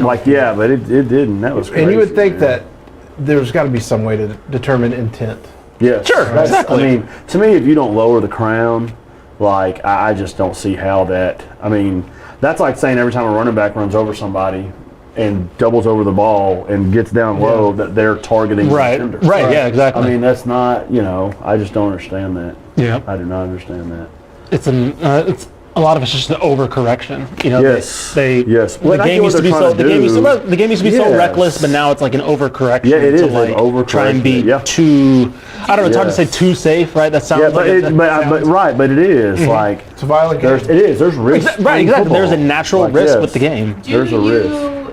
Do you think that if you want to pull maybe it's a little bit too delicate right now, maybe might be the right way to say that? Do you Yes. think that there is a point within the next 3 or 4 years when they kind of find that common ground, or do you think it just keeps getting even more on the safety side? Well, I think to me, I don't know how you feel. I think at least as far as the college game goes, college when you can review and things like that, I think the only real answer to that is to kind of slow the game down and increase, have roughing or things like that be reviewable. Right, that's the only, because right now targeting is the only thing that's Review reviewable. everything. Right. Well, that's it. Which slows everything. right, which slows everything down. So it's to me, it's okay. Well, do you want the rule? Do you want to slow everything down to make sure that something's not Right. malicious or whatever, or do you want to just say nope? We're just that's a flag, and that a flag is a flag, and kind of go from there. I feel like it's a slippery slope right now because safety is very important. It has to be, and it's got to be the most important thing because these are kids, especially college and high. They're kids, Sure. And they have lives outside of football. But also, I think you can create injuries when you create uncertainties about how to play the game.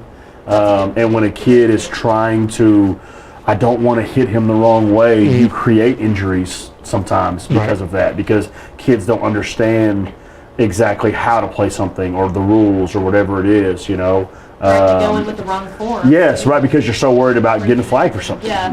Well, that's the dangerous thing now too. Is I get the heads up tackling stuff, Right. but if you're 2 heads up, you're putting your neck at risk. Absolutely. Exactly. We're gonna go with Absolutely. That. Yeah. And that's in many ways worse than. Well, and it's the same thing as like if that running back lowers over, I can't go in like this. Right. Like I'm creating a bad situation for myself. I've got to go in kind of braced over, but now it looks like, if my hands don't get all the way there, all of a sudden I'm targeting. Yeah, it's just the dynamic of it is tough on all players that are having to do it. And there have been just look at the past 10, 15 years. Didn't snap the ball. Yeah, I was about to say. There has been strides made in terms of the overall state, because what's the one hit that always the Reggie Bush hit, Sheldon Brown, I think. So when Reggie Bush gets just destroyed by Sheldon Brown, right on the swing, exactly, yeah, that's not happening, right? So there are things that are just eliminated from the game, right? The R.I.P. Sean Taylor, but the Sean Taylor hit, right? Everybody loves that hit, and that's not happening anymore. Sean right? Taylor destroying the Bills. Yeah, exactly, in the Pro Bowl, yeah, absolutely. And so the jacked up hits aren't happening, and so there is a level of safety that's that's trickled down now. Yes, and that does need. Yeah, that's a good safety stuff. Yeah, and so that's the positive part of it, is that you're not seeing the jacked up segments on NFL Live. No doubt. No, you're exactly right. We are almost to halftime, but with that being said, I would like to welcome in well, I guess y'all can't hear him, but so I will. I'll talk here. But we do have Matt Stepp on the phone real fast from down in the RGB. I guess realistically, I'm the only person that's able to hear him. So Stepp, just want to check in with you real fast. How is it going down there in the RGB, and what are you seeing out of Edinburgh Villa and PSJ North? Well, first off, I'd like to report things are going great because I just had a beef fajita taco on a homemade tortilla, so life is really good at the moment. I heard beef fajita taco and homemade tortillas. So I know. Sounds like a really in-depth analysis. How are the vibes down in the RGB as a whole? The vibes are great. This is nearly a full house, big game atmosphere. It's been a defensive struggle. PSJ North's offensive line looks really good. They're up 14-7 on Vela at the half. And I think the difference has been PSJ on the offensive and defensive lines. They've really controlled things, but it's a big atmosphere. It feels like a big game down here, and it really is. For the second half, what's going to need to change for Villa to kind of get back in this? I think their offensive line's got to play better and give their quarterbacks and their running backs time and space to make something happen. Vela's only score came on a reverse. When Vela's tried to kind of get in their base offense, they really haven't gotten much movement and been in a lot of second and third and long situations. So I think up front, Vela's offensive and defensive lines are going to have to bring the same intensity that PSJ North's bringing right now, because PSJ North's winning that battle in the trenches. Well, Bud, enjoy the rest of your tacos. Have a good time. Keep us updated on what's happening in the second half, but give all our love to everyone down there in the RGB. All right, make sure you tell Coach Cluley and Roach I said hello. They said we can kind of hear you. Yeah. Bring us. All right, y'all be good. You get dicey when you start asking people you should have brought your taco. Steph's learned that lesson a couple times. Yeah. It's dicey.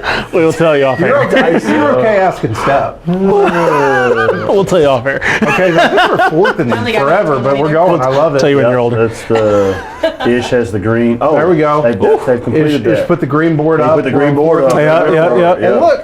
And look, do we know time in this game? I can find that out for you. Well, this kid is. That was it. That was it. Just kidding. I was about to say this just in. It's halftime. I was about to say we're moving in on. Hey, if you could score right here. I was about to say. You are.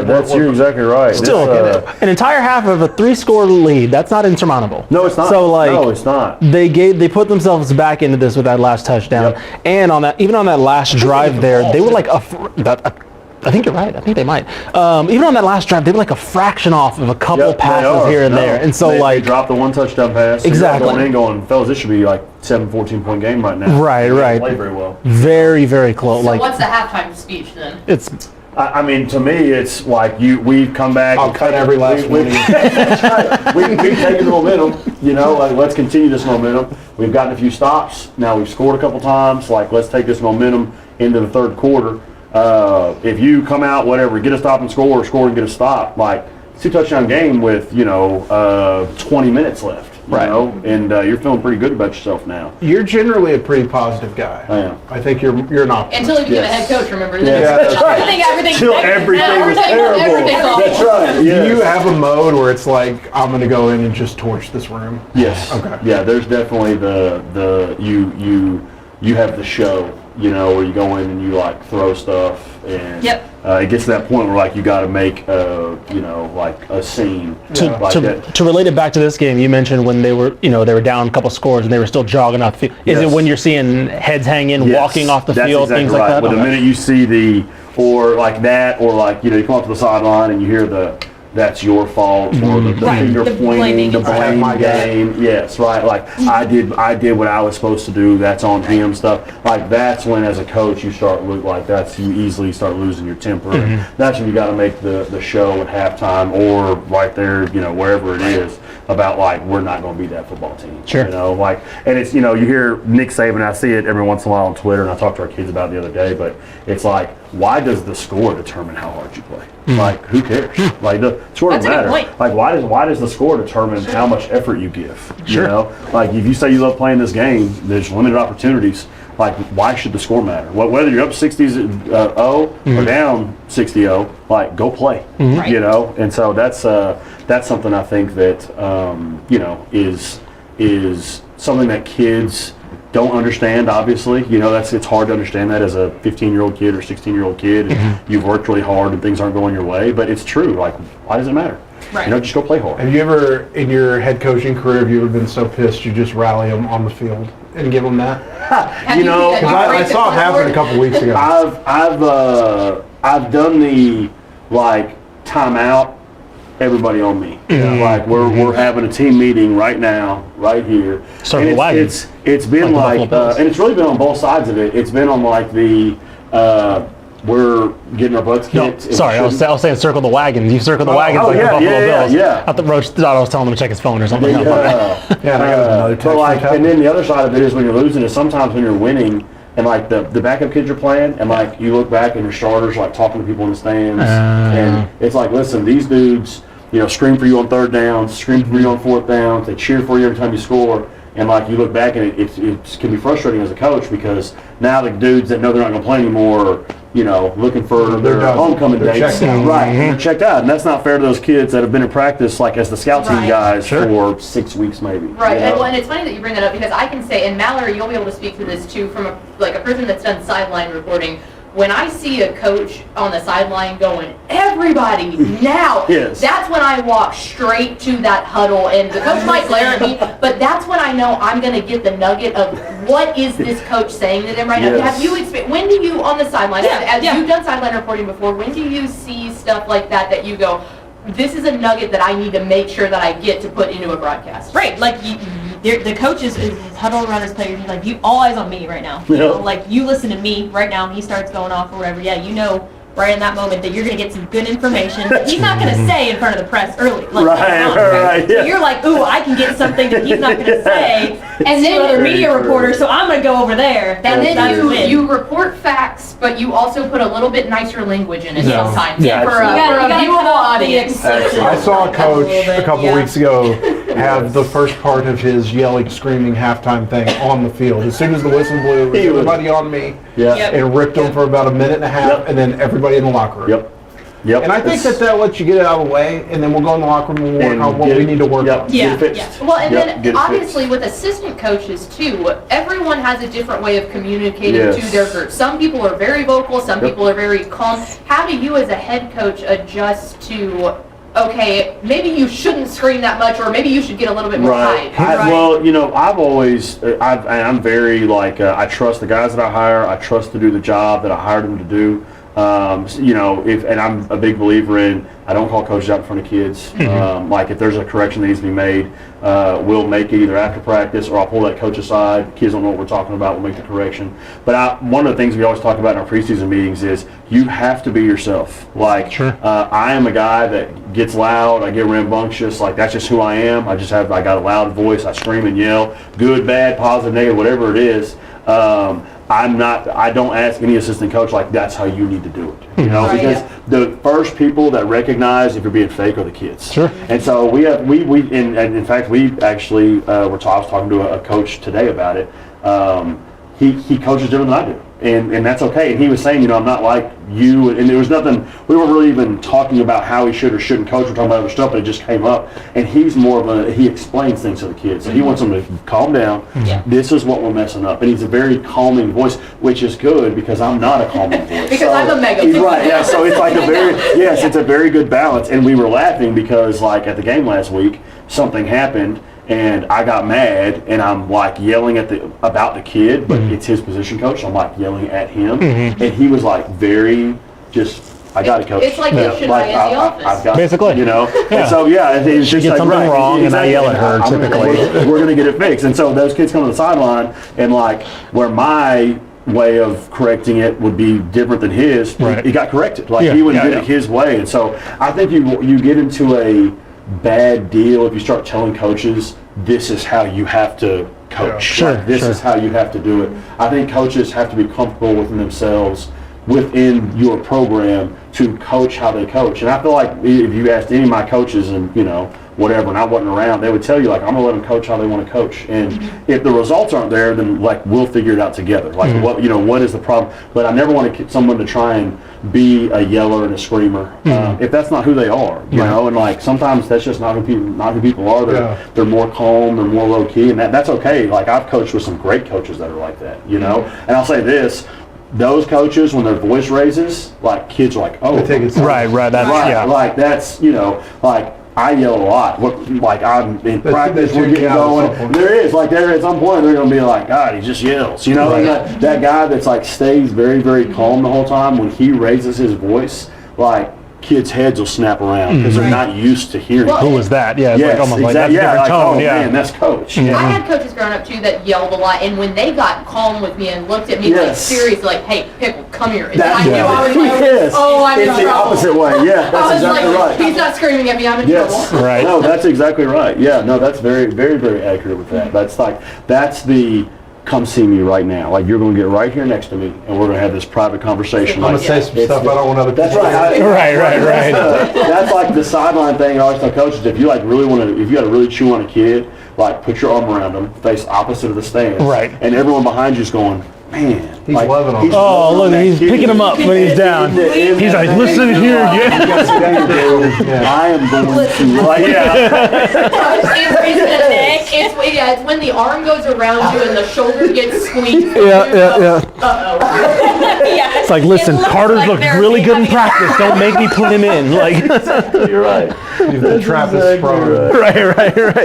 We do have a couple of questions in the comments. The first one is coming from Miss Christy Dean, and this is an excellent question that I'm very interested to hear what y'all have to say about it. Shout out, Christy. She said, running track, is it better to run track in the off season, maybe even club track as part of training, as opposed to 7-on-7? That's a good question. That is a good question. Because it could go either way. You want me to delve into that, or you go into it? Both do it. Yeah, you go for it.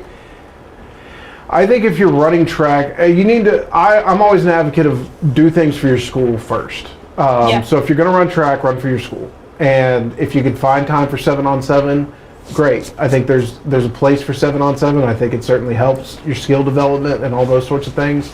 But track not only helps you get faster, but it also helps you get recruited, probably more than 7-on-7. So I would say if you're looking at running AAU track versus 7-on-7, I think that's really a preference. Both those things are outside of school, and you've got to figure out what's more important to you and where you want to see more improvement in your game. I completely agree, and I'll add to this what Mike said. You need to run for your school first. 7-on-7 is a vital part of, like, if you're a skill player offensively, or defensively, like getting that work in. What I'll say this about like AAU and club track, it's really good. What you have to be careful with doing that in the summer is overtraining, because you train with your off season, like your summer workout group. And then if you give yourself 2 or 3 hours and then you go train a full track workout, you eventually are going to see negative results. You might see positive things early, but like rest is so important to young kids and recovery. Yes, it is. Like eventually you will plateau, and then you won't be able to figure out why, and you'll think, well, I've got to work harder, and you'll put more workload on, and you'll start doing just killing your life. Yes, and instead your body's still growing. Right, exactly. You have to rest. And that's what people I don't think, like, and I don't want to like call out parents, but like people don't understand the rest aspect of like we've got kids going to play Little League football and then Little League baseball and then Little League basketball all summer every day. And it's like, when do these kids just get to rest? Like, when do their bodies just get a chance to just grow? And there's a kid in Dallas that plays at a Power in Dallas who, when we saw him as a freshman, I was like, this guy has a chance to be an All-American. And he's been hurt. He's playing this year, but he's been hurt for the last 2 years basically from overtraining because he played football, track, basketball, everything every day of the year. And he just couldn't get healthy. Well, we had a kid at Mount Pleasant when I first got there, and I didn't know this for about a month.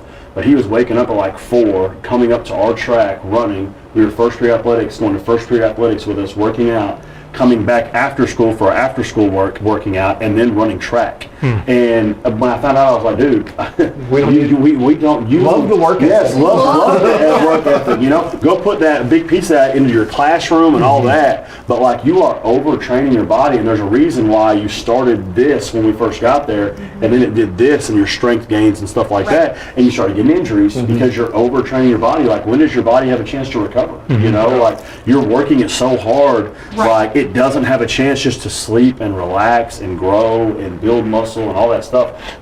And that would be my answer to, you just have to be careful with how you do it. Like, if you're running club track and that's all you're doing, well, you need to be going to your summer workouts for your football player or whatever you're doing. Like, you need to be there. Now, there's obviously, if you're working out, if your summer workout's at 7 a.m. and then you're going to an hour track practice at 8 p.m. to 9 p.m., like, you're going to be fine. You just have to be careful about what you're doing in between there, because you don't want to overdo your body. Right. I was going to say, what's the good balance? Because you talk to some coaches and they say, oh, well, we want them to be well-rounded. We want them to play every sport. And then you talk to some, like you, saying, like, no, you need that time to rest. So you do. What's a good balance? So I'm a huge proponent of kids need to play every sport possible. Okay. I'm a huge proponent of that. So, like, in our summer workouts, we do not train football players. We train athletes. So when I say it's football summer workout, we actually have every boy, basketball, baseball. If you're a one-way guy, two-way guy, whatever it is, you come and train with us in the mornings.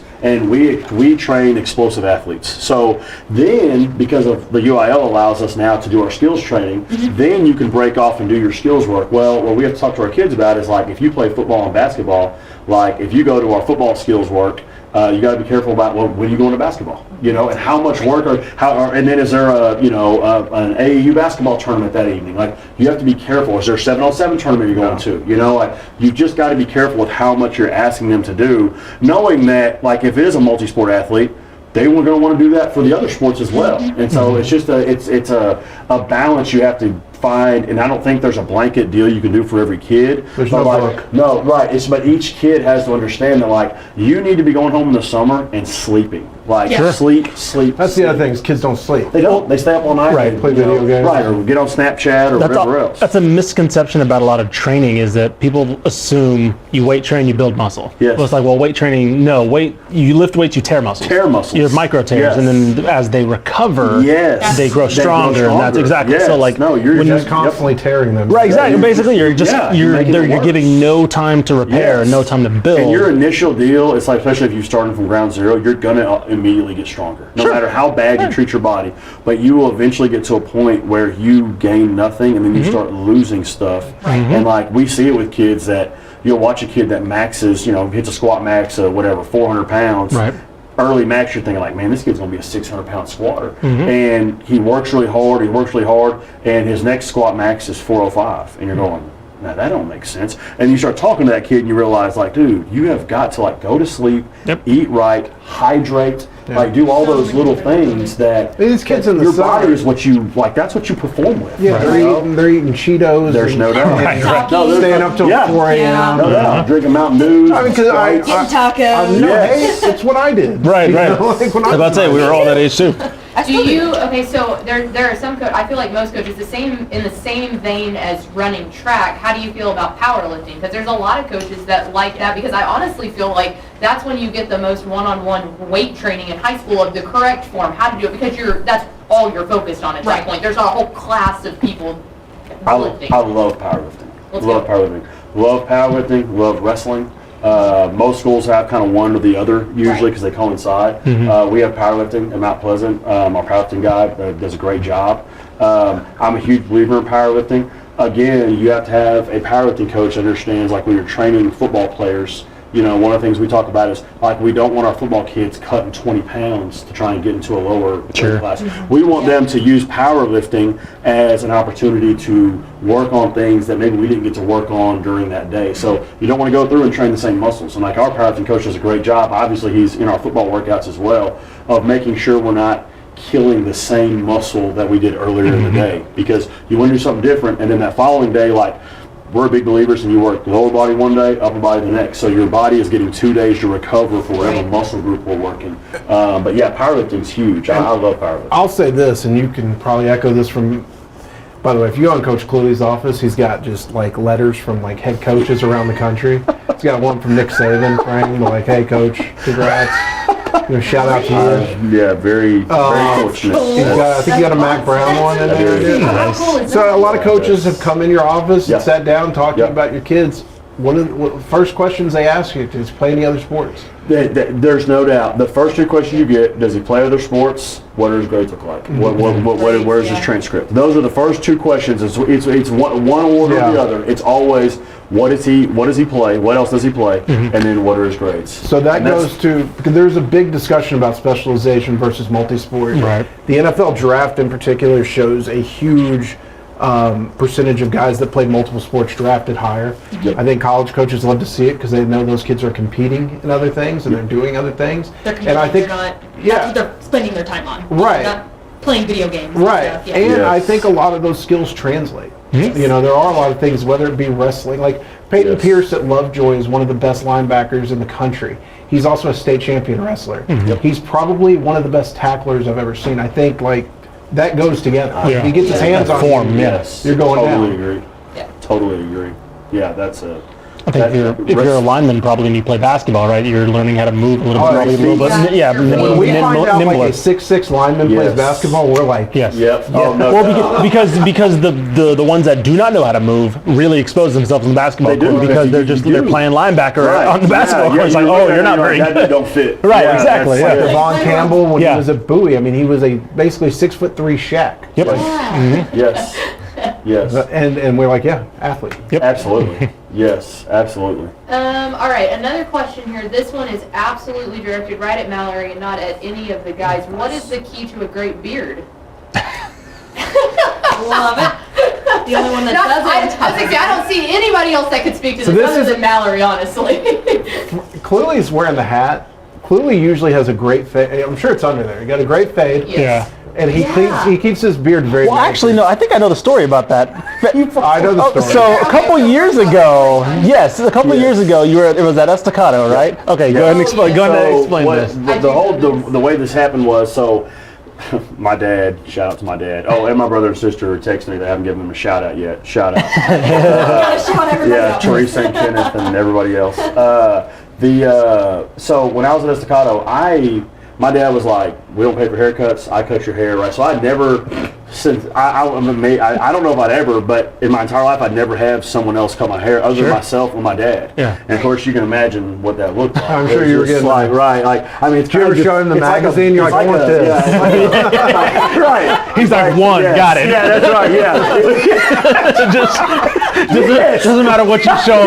One, got it. Make that happen. Yes, absolutely. That's exactly how it went. So when I got to Estacado or whatever, it was always like, Coach, if we do this, shave your beard. If we do this, whatever. But I never entertained any of it. Yeah. Well, we were struggling in 2020, early in the year, and the kids came to me and they're like, hey, if we win the district championship, it was first we get to shave your beard. I was like, no, I'm not doing that. I don't want these razor blades to break on this great beard. But it was, okay, we get to pick your haircut. And I was like, okay. So we win the district championship, and of course, the first thing we win, no one even celebrating anything. They're like, we get to choose your haircut, right? And I was threw like, the trophy away. Don't do me wrong. Like, please don't do me wrong. They did you right. They did. They hooked you up. So they could have had a mullet. No doubt. What's so funny is that me and the barber that did it, Raheem, who lives on the east side. Shout out Raheem.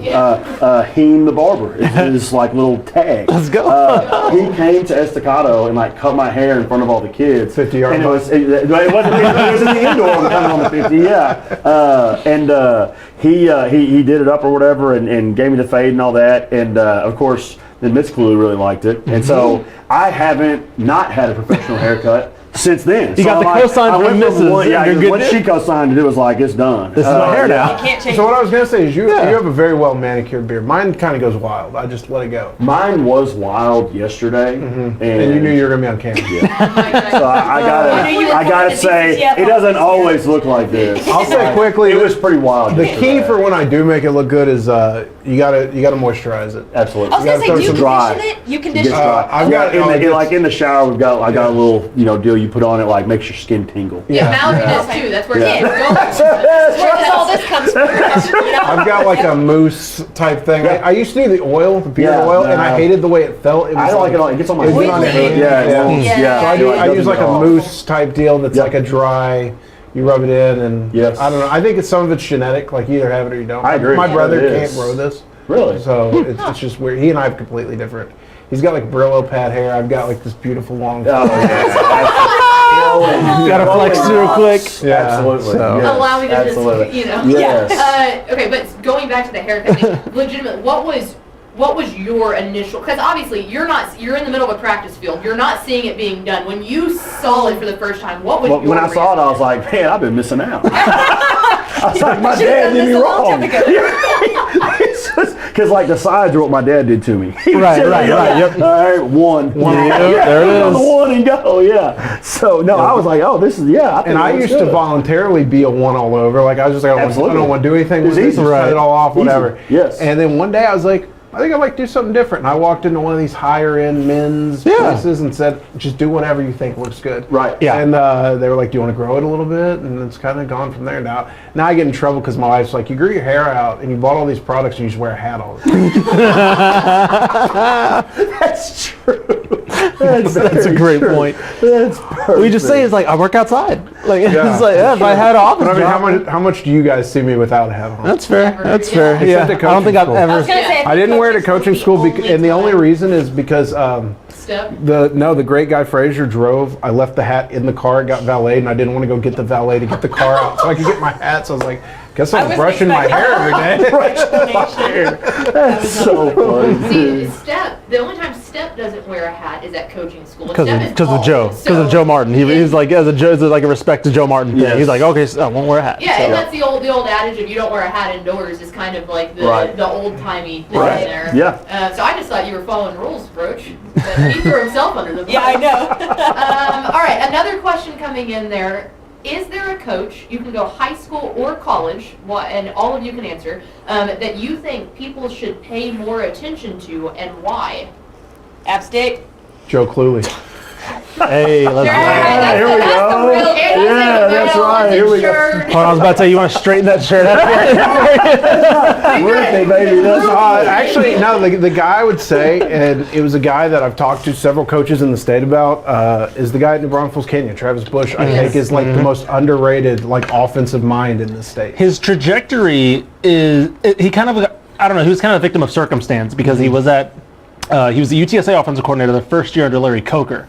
And then, of course, that didn't work out. Then he goes to the Bills. Forgot about that. And then he's Bills Mafia guy. Bills Mafia. He was an analyst, I think, for a while They there. just keep multiplying. And I think he just wanted to get back in the state. And so he went to Seguin, and now he's at Canyon. Canyon looks really good. So he made Seguin pretty good, yeah. And when the Texas State job was open for before Withers, that era, they were like, why don't you guys bring Travis Bush back? Because his dad, Bruce Bush, was a former coach at San Marcos High, SWAT Team Mafia, right? SWAT Team Mafia. And so, and I think he was I want to say he was a Texas State grad, Travis Bush, I think? I think he is. Yeah, and so, a lot of people were like, oh, what about that name? And it was a name I hadn't heard. It was before he took Seguin. So it was like, I hadn't even heard that name in years. Yep.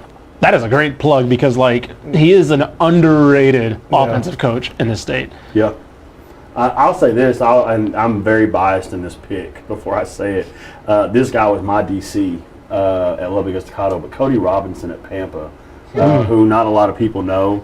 I'll tell you this. Pleasure meeting him once. He's, he is an unbelievable man and a great football coach, but beyond that, he does more for kids And he's not a social media guy, so like he's not a guy that you don't see tweets or anything about it like that. Like he just does it. But he is unbelievable for kids, and like the things he does at Pampa, and we talk quite a bit, and so I hear about it a lot. But the things he's doing there in terms of FCA and just getting like what's best for kids, it's unbelievable. It really is. And he's a guy that I think deserves more credit, and people just don't know as much about it because, like I said, he's not a guy that they're Pampa's a long ways away from like San Antonio, so like they don't come to coaching school. It's just those type of things. He's also your stunt double. Yes, he is. He looks exactly like Chris. Yes, he does. I was going to say he's also one of the most handsome guys. The first time I met him, I was sitting with Shavers. Yes. And Shavers, it was a DFW yes. And even Shavers goes, "Oh, is that Cluley over there?" Yes. And it wasn't. No. I know the rest. And a better story that we'll have to tell off air. The rest of that story. I'll save that for off camera. That's great. That's great. Are we keeping track of these off-camera stories? We got like. That's right. Are we writing them down? That's right. A couple of score. Well, Pickle, what about you? You got a coach? I know. I'm thinking. Okay. Give me a second. Sure, I'm going to think on that one, but I'll definitely come up with something. A couple of score updates in the meantime. It's I'm messing with you. I was like, you're going to say like Scott Surratt. You know a guy named John Kay down at Have y'all ever heard of this guy? This little school named North Shore, John Kay. By the way, I'm waiting. I clipped that thing for you guys a couple weeks ago when we were at North Crowley about Hurricane K, and I'm just waiting for a next big here's North Shore score so I can tweet it out. Hurricane K. Let me bring this to air. So yeah, there was a hurricane headed up to the west coast, and it was named Hurricane K. Yeah. So he cut it that Thursday night. North Shore absolutely dominated Spring Westfield the next night, and I thought about tweeting it out, but the hurricane had not hit land yet. Right. And I was going to feel like the worst. Oh yeah, if it turned out to be like devastating, right. 17 people ended up dying from this, and I was like, oh yeah, John K, Hurricane K. I was like, I have to wait to tweet this out. Yeah, that's right. You can't do it. Yeah. Fizzle. So now that the hurricane. That's going to be a playoff week. Now that the hurricane has fizzled and no one was injured. Right. That's being added to the list. But I was like, no, my luck is I'm going to tweet this out, and it's going to be the most historic hurricane. Yeah. That's exactly. They're like, oh yeah, you remember that? That's good, Pickle. Nice person that tweeted that out. That's actually great thinking, because I'd have been like, the numbies are about to go crazy on this one. That's the only thought I had. I'm about to blow up with this one. I don't want to get canceled. Roach is just thinking about getting popping on the mentions. I tried to think before. No, I was in the press box, and they were up there, and I saw trending on Twitter, it was just like Hurricane K, and I was like, is this a North Shore? It's like, damn, they're beating them that bad.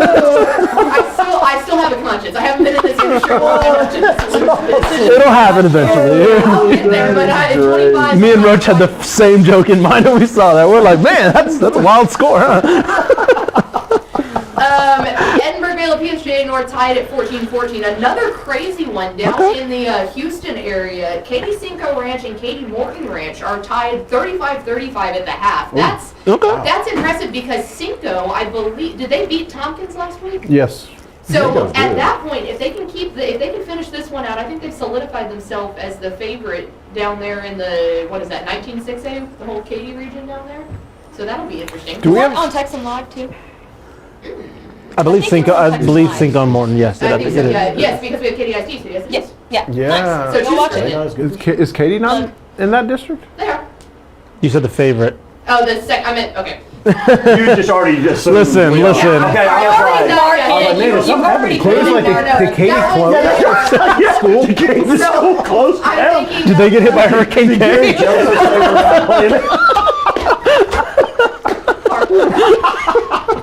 Listen.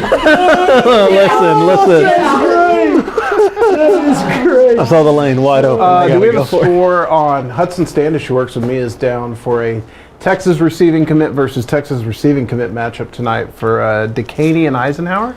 I have it pulled up. Let's see. That would be Eisenhower is up 7-0 on Decaney with 2:36 left in the. Well, that says the first, so that's probably a little bit behind. Okay. Does anyone in the comments have the score of the Eisenhower Decaney comments? Hit us up. I guess I could just text the guy who works for him. That's not fun. Yeah, that's. And by the way, Sark and Brendan Marion are there I did see that. to see. Oh. Is that the 2024 kid? Both are 23 kids. So Okay. Jonah Wilson plays on the outside, the big 6'2", 6'3" receiver. Uh-huh. Basketball track kid, was a state 200 Right. kid. And then Ryan Niblett for Eisenhower is like one of the fastest kids in the state. Ran multiple 10-3s this year. Gotcha. Oh, wow. So. I got you. Well, I went to his area track meet. Yeah. He swept gold in 100, 200, 4x1, 4x2, and long jump and triple. Wow. Goodness. So he's Yeah, I'd say he's a dude. Yeah, I would agree with that. That He is actually a leads dude. into a question that we just got. Any score predictions on the game on Saturday, Texas versus Texas Tech? I have to give a prediction to our website every week, so it always catches me because people ask me, and I'm like, well, I guess I got to give the same one I wrote earlier this week. Right. Weird. I've No, got. this is my can't, friend's like- uncensored on CPS. I've got. We need a graphic right here. I've got. This is, as you guys will know, this is 2 tough weeks for me in a row, being such a fan of Joey McGuire and Jeff Traylor. Yes. Yeah. Back-to-back weeks, it's tough. I have Texas 33-21, but it's a tough place to play. And like I said last week about Jeff, is if anybody's gonna get their guys up to play, it's gonna be Joey. Yeah, there's no doubt. That's I'm kind of with you. I think part of it depends on the Texas quarterback situation. Yeah. Also. But I think I would pick Texas 10 to 13 points, somewhere in that range.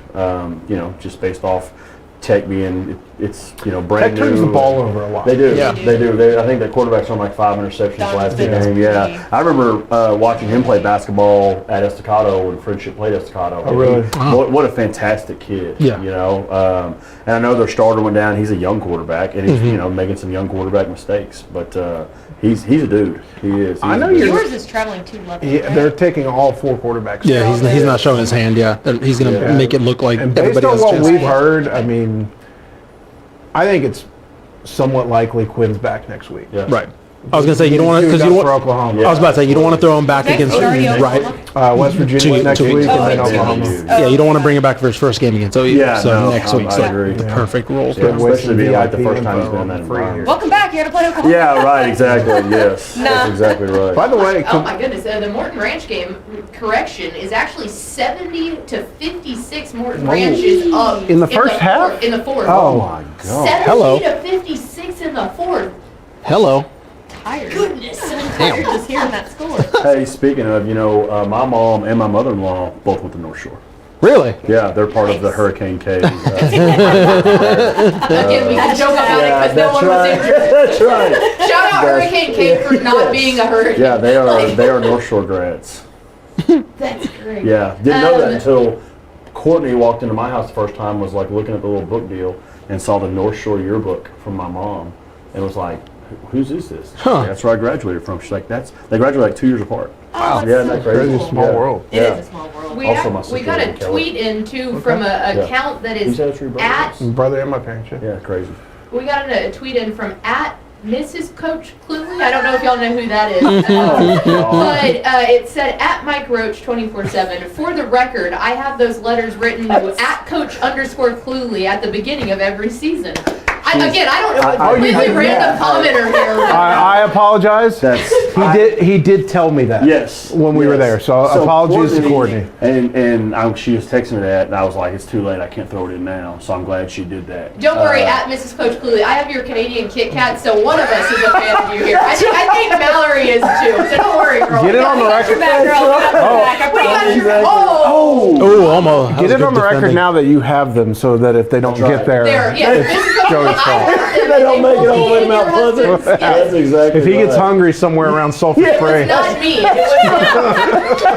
was him. If he Can't gets wrap to us Yanis, he can't be like, oh, I forgot him. That's right. Yeah. I don't know what happened. Oh, Pickle didn't bring him. Didn't give him to her. Yeah, She knows. She knows. He did not hire. That's a straight up lie. Exactly right. Your wife, she has real estate, right? Yes. So shout out to the best realtor in Mount Pleasant. That's right. Let's Yeah, go. let's say the best realtor in Texas. Let's just say. Yeah, There we let's go. go. Why not? That That's makes right. up That's for just- forgetting to mention her. That's right. Yeah, that's exactly right. He's playing double Yeah, that's side right. now. I will say, to his credit, when he showed me the letters when we were there in the spring, he did did mention that. Yeah, so Courtney has gotten the legwork she for it. writes a college coach, and I don't know which one it is every year. Oh, they got the block. They got a punt block. That's, I think they were Oh, offsides. that might be coming. Something's coming back. I saw a I flag. think they were offsides. We got some, what is it? Was it flags? Mustard Mustard on the lettuce. There is mustard on the lettuce. never gonna forget that. Were y'all a fan of like the yellow gloves and the yellow cleats that look No, like hey, I'll flags? tell you this. Twice at our middle school game last week,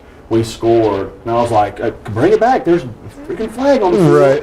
And then It was it was a just a glove. glove. Yes. Yeah. And of course I hate it. we're gold, yellow, Right. whatever you want to call it. So like all of our kids have yellow gloves, and they would fall. And it happened twice on touchdowns. I was like, "Bring it back!" And they're like, "What are you talking about, coach?" Yeah. I hate all these bright colors and, Yeah. you know, They love it, like the neon what these kids wear, things like that. These kids just wearing all these. As he just rubbed it, he just loves it. Okay, can you imagine being one of those guys? Come on, man. Highlighter shoes and stuff. Big Hawaiian shirt guy. I'll tell you what, that's how a lot of times we identify kids on film. You'll like see instead of Sure. their number, you'll be like, oh, the kid with the orange shoes always plays here. Oh, the kid who, yeah, you have to who identify only him. spats one shoe. Yeah, right. Yeah, that's how you figure it out. Yeah, it looks like it was a Well, they offside. kept coming after that punt. They finally got it. Oh! They needed that. Yep. They needed that. So back to Courtney. Yeah. We gotta get the story out. So for the sake of you. Courtney writes. Yeah, right. So I'm still married. So you can So go I'm still unlock the door married when I tonight. get home. Yeah. The locks So are Courtney changed. writes to a coach. Like I said, I don't know which one it is.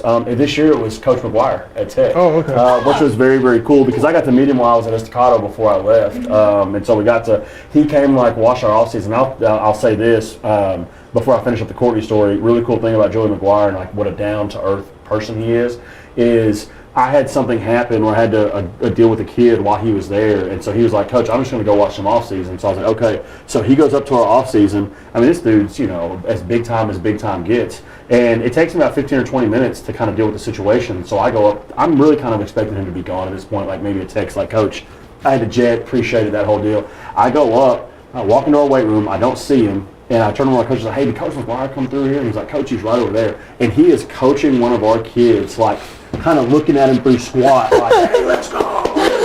Like getting after it. Like it was just such a cool, like totally, I mean, this kid's 5'8" and 200 pounds, has no chance to ever be a big time player. Right. But like Coach McGuire saw him like struggling with, and he's like right in there with our coach, like screaming and yelling and that whole deal. It was just such a cool deal. But Courtney will have a coach write me a letter, and then like the first day of 2 days when I wake up, it'll be on my like little bedside deal, and it's the letter that. Nice. The ultimate coach's wife. She is the least. She's the So best. when can she come on WTF? Says, she needs to. That would be great, actually. She would. I'm telling you, That she is would like, love we want You that. got her. She is up on the list. Yes, of off-season. okay, yeah, As soon she- as off-season rolls around, Yes. at We least would Coach love Cluley Yes, is on there. she would love that. Yes, she do? Because she would did love just that. tweet out Ashley When is Pickle, she my due? favorite. So.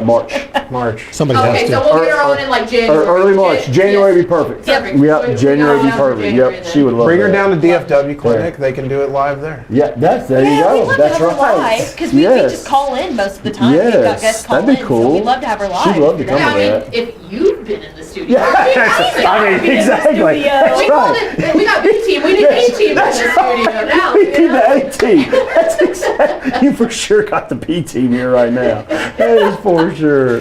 Going back to Joey, funny enough, the weekend he got hired was the week I met you. Yeah. It was when Steph and I were in Lubbock. That's right. And we came down there. We talked about it. We talked about it in your office, and I Yes. said everything sounds like it's going to be Joey. And I'm just we don't expose sources, I guess, or people we know in our business typically. Like I know Joey McGuire. He coached Texas high school football. I coached Texas high school football.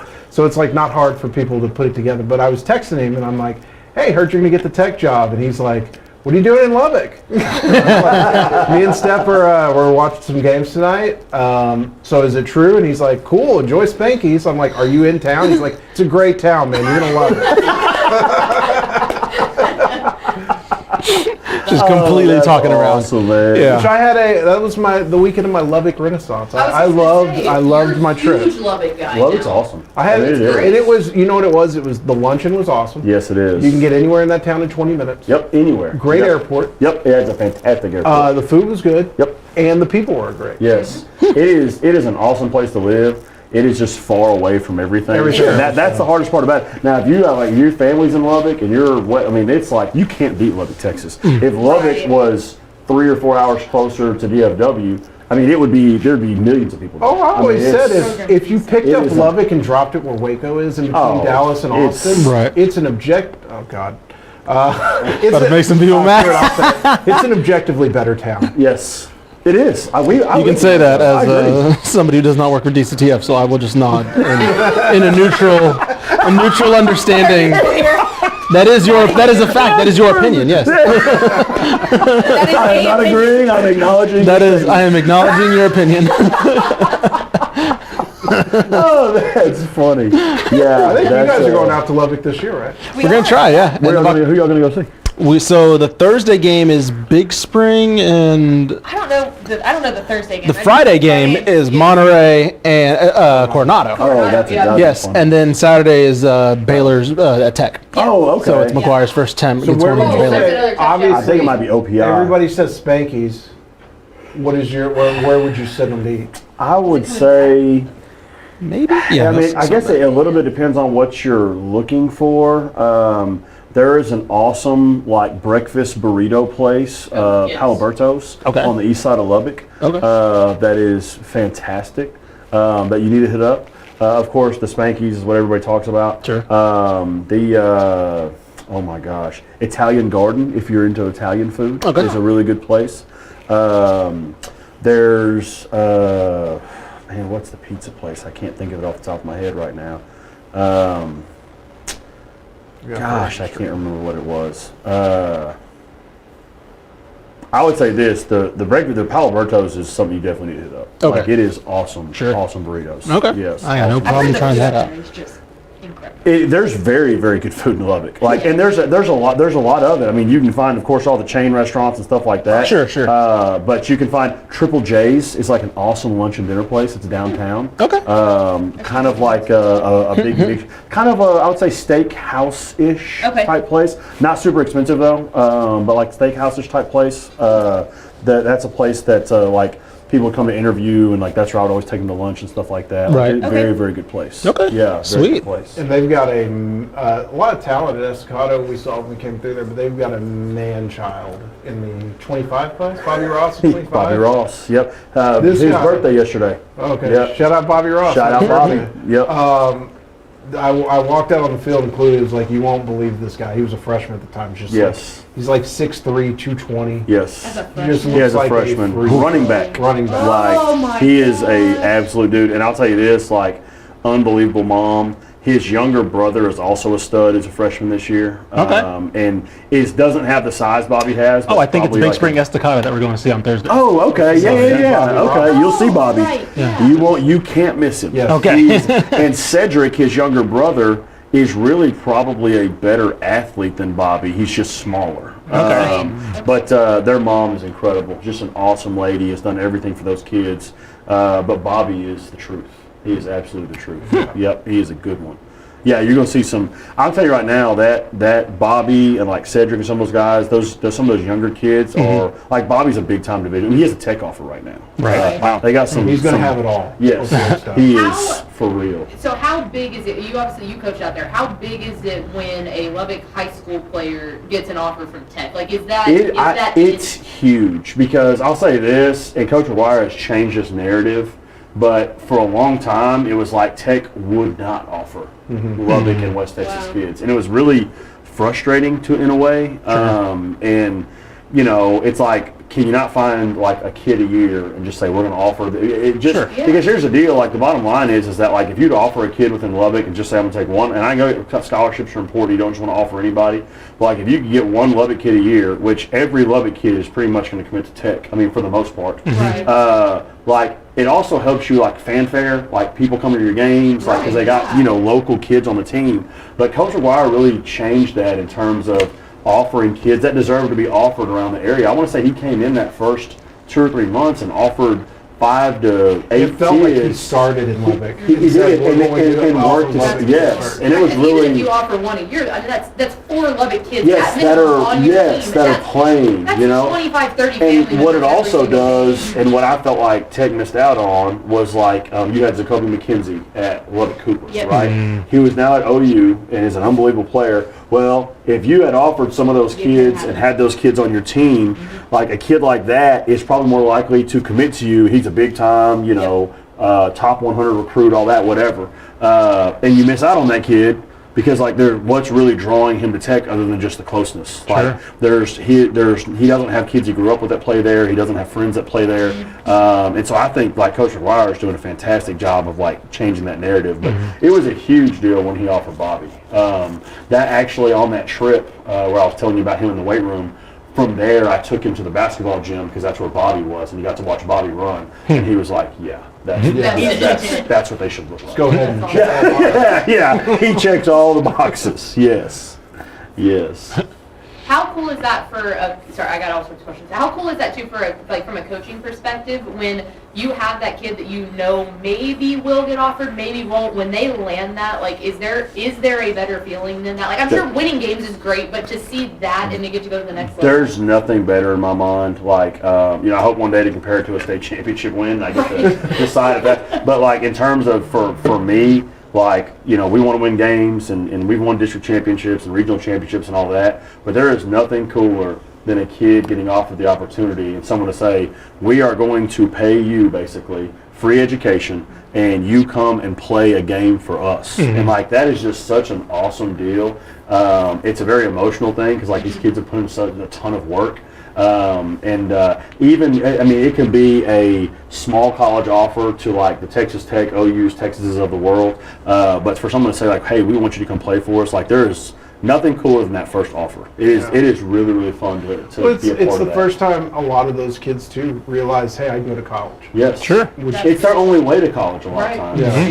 It's really, it really is like, especially like east side of Lubbock, like those kids, like the athletic scholarships were what got them to college, and now they have the opportunity to take advantage of something that their parents and their grandparents and their siblings may have never had the opportunity to just because of the circumstances they grew up in. And so, it is very, very cool. Hey man, Tomball Memorial They I was about to say. they got a stop coming out of the half. I know. They're about to They score to converted cut it it down. cut it to Yes. 15-14. What's the book say here? I'm not going for 2 right You're here not if I chasing score. it here? No, I'm not chasing it here in the third Well, quarter. you'll make it 20. Yep, I'll keep it at 20. Yep. No, I'll keep it at, I'll keep it at 15 is what I meant. Yeah. Like, yes, I'll keep it at 15. Yep. So I mean, they do that, and I think we're probably halfway through the third quarter. Yeah, that's what I would think. And then you go out there and get another stop, and you're in And you're this all of a game. sudden it's Everybody's charged Oh, that's up. a touchdown. Got it. Nice. He Oh. didn't. Oh, wow. Just They a bit did. shy. Just a bit outside. A little bit more. Did you see? I was telling you, you need to get this kid on Rivals. That kid that just did it was Oh. 6'11". According to the Max Preps, he's 6'11", 190. He's skinny, but he's tall. Don't mean to call foul on you here, Coach. I did foul you on that. 24/7 Yes, is what I meant. thank you. Sorry. Yeah. Sorry, Mike. That was totally. Perhaps somebody else who I used to work with can get him on Rogers. That's. Yeah, no, that's what we don't want to go on the second-rate network. We want 24/7. Let's go. The only That's how you make network it back that, up to that him. we look at. There we go. The There it only is, network we touchdown. I'm look going to at. bring you, next time we do this, I'm going to bring you a 24/7 shirt to wear. I'm rocking it. I'm rocking it. So you don't make that Absolutely. mistake again. That's right. Yeah, I'm rocking it. Absolutely. All right, there we go. Look out. Look. Lineman charged up, coming off the field. They know we're back in it. Let's go. I think it came off. Did it? Okay. I was like, don't take your ripping the helmet off. Yeah, I was like, no, you're going to get a flag. We're down only 2 scores. Kicking game's not that good. right. We can't afford a 25, Right. That's exactly 35-yard kick. This is a big kick right here. Oh yeah. Make sure it They're doesn't go about to make it a 16, 2-score making again? those 2-point Or it is conversions. 2 score again. Got it. Looks like. Yep. Yep. Okay. See the ball. Alrighty. Yep, he got it. So just like that, they're right back in this game. Yes. Okay. Well, now you're like on the Klein Cain side of things. You're talking to him about like Tighten up a little bit. Yes, like you let your guard down, and now these dudes have come back up and like they've hit you in the mouth, like how are you going to respond? They're a stop and a score away from this being very uncomfortable. Yes, very uncomfortable. What do you tell your guys to keep that from happening?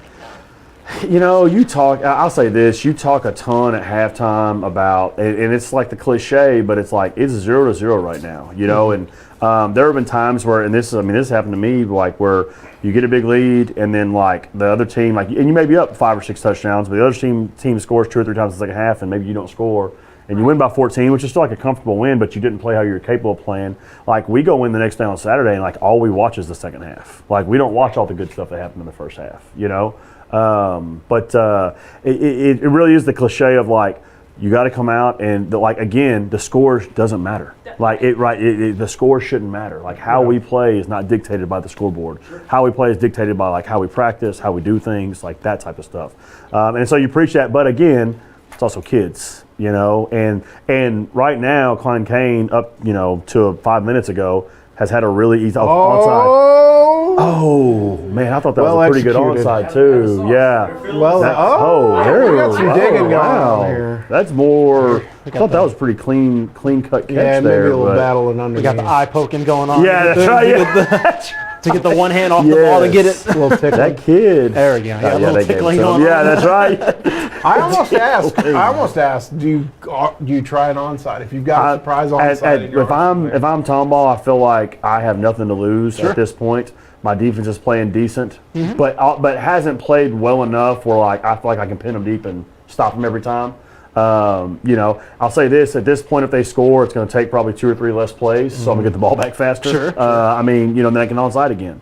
Yeah, I think the onside, I think it was way better onside there than if you score again because they're going to be expecting and they know it. it's coming. Yes, Right? Here goes. Yep. Just got outside. Oh, there was a hold. Defensive guy. I didn't catch that, but you're right. Listen, yes. I catch everything. You called holding like 3 times, and earlier you called offensive pass interference. 2 of the least called holdings compared to how they actually defensive guy. That's right, total defensive guy. I did call OPI. That's exactly right. I sure did. That's hilarious. If you're going to onside, do you like that surprise? We're running out. Yeah. Or do you like just lining up and putting the numbers on one side? I think there's validity. I'll tell you like how we do it, and this is because we have the ability to. I've never had this ability. Ooh, good side step. We have 2 kickers that are on our kickoff team now. So we put. Yeah, it is. It really is. We have a kid in the middle of the 2 kickers to middle onside, and then we have 4 on each side, kind of out towards the numbers. And our kickers both approach the ball at the same time. Okay. So you can't overload one side or the other on us. You know, now I want to say I don't think we've onsided this year, but we have the ability to do it.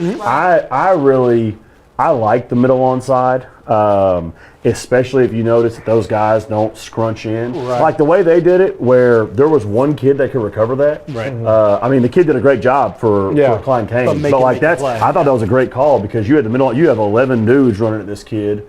He made a great play, but if that kid doesn't recover that, like all 11 Tomball kids are closer than any of the other Klein Cain Or kids. one bounce goes something. Absolutely, hits off a hand or a helmet or whatever. I noticed this in the Texas UTSA game. They got them with the quick onside after they scored, and it was because the Texas front was bailing immediately. Yes. Is that something you guys look at all and the say, time. okay, they're bailing. We watch it can on do something. Yes, we watch it on film, and then like we'll be, you know, I'm a conservative guy by nature, so like any of my staff watching this is like, yes, this is what happens. So because I'm a defensive guy, so I'm like, kick them deep, pin them deep, ball control. Like, yes, we're going to win 3-0. So if possession. that's right, more penetration. So that's what we're gonna. If we notice it on film, I'll go into like our special teams coordinator and be like, when we go up 7 onside, I said, now I don't care what I say in the game. So if you don't have to ask me, you have to onside the ball, and I'll walk out because I know in the game they'll be like, Coach, what do you think about onside? In fact, my old special teams coordinator was texting me that he was going to write in, ask him about giving the green light for onsides because he would get so frustrated with me. I'm like, don't onside kick it deep, don't onside kick it deep. But there's definitely validity to like what you said. Like if we see them doing that on film, we'll have like our special teams guys in the box like, oh, watch this first kickoff. Are they still doing? Did they get it coached up? Where that's not remember what they do, but like that's what we're seeing. And a lot of times, people are trying to get an advantage, and so they are bailing. But that's then we know, okay, we're going to onside at whatever moment of the game we want to or whatever. But yeah, that's those front guys get so worried about trying to get back and get across to their guy that they lose focus of, hey, you got to make sure the ball's kicked. Sure. You know? That feels like a dangerous game you're playing with your special, because it feels like one night there's gonna be like, no, I really don't watch it on. I'm telling you, you told me not. No, I'm telling you, it has been like for 4 years of this, I've figured out for myself that did he catch? Oh my God, That's gonna be an and one right there. that was a great play. Great play by that kid. Oh my goodness, great play. Jalen Smith. Yeah, he's good. Yeah, that's. Did we circled early? He's had a good. They line him up at quarterback. Yeah, I was gonna say he's one of the quarterback kids. Yeah, he's a good player. Good player. Did you watch any film in preparation for this? I did not actually watch any film. I just looked up articles and stuff. Gotcha. And listened to obviously the recruiting coordinator at the coaching school. Yeah. That's how the kid and the big lineman kid or whatever. Well, that's how you answer a comeback.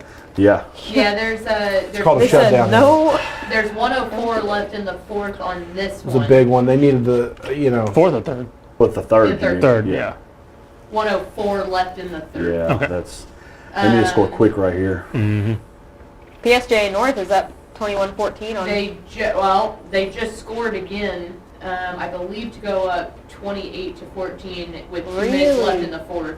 Oh, wow. Yeah, they just number 24, whoever that is, just ran one in from about 25 yards out. Also, the reason that Morton, they were up 28-14 with 2:17 left in the fourth. The reason that Morton Ranch game was so notable is if Morton Ranch is for real, then the likelihood of Katy going D1 is big, which that.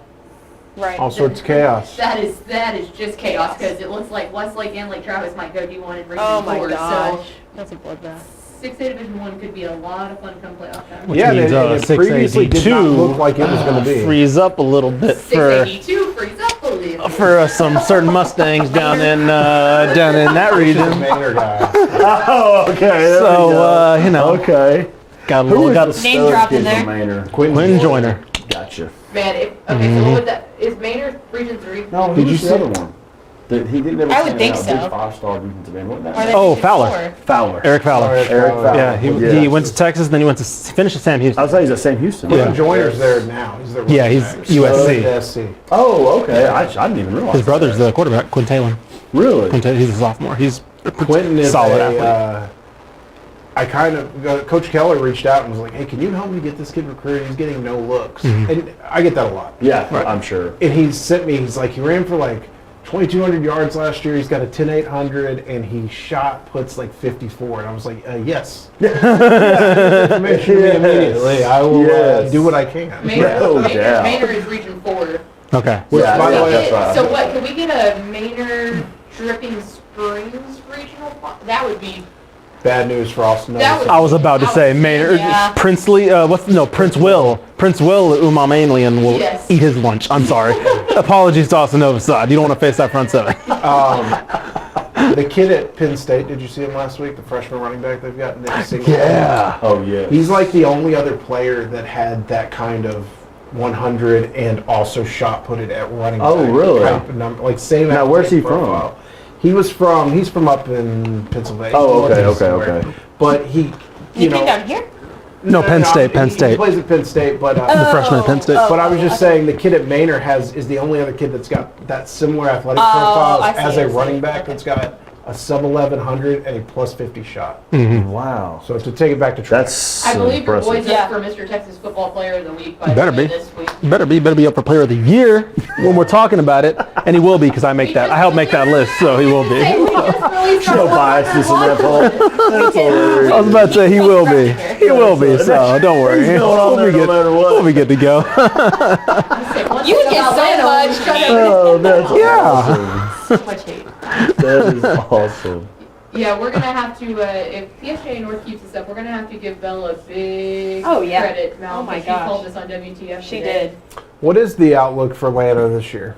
I think that they are the favorite in Region 4. They can win Region 4. They have it, so they can go. I think Edna is a good team. They slipped earlier in the year, but I believe it was to That's a a hold on, classification right? bigger than them. So I think that Edna's probably the biggest challenge. But right now, I think Lano can win Region 4. Oh, he's down. He was down. I've only seen Lano once, and it was Death by Jonathan Brooks. Right. Yes. Yes. Unfortunately, that's when a lot of people saw Lano. So what I'm saying is, It was a state semi, like if nothing they, to hang your head on. No doubt. Okay, well, if they go to the state semi again this year, you're not allowed to go. You are sent. We're done. No more. Well, I mean, as long as there's no Texas recruit in the game, I'm not going to that semifinal thing. So you're probably safe.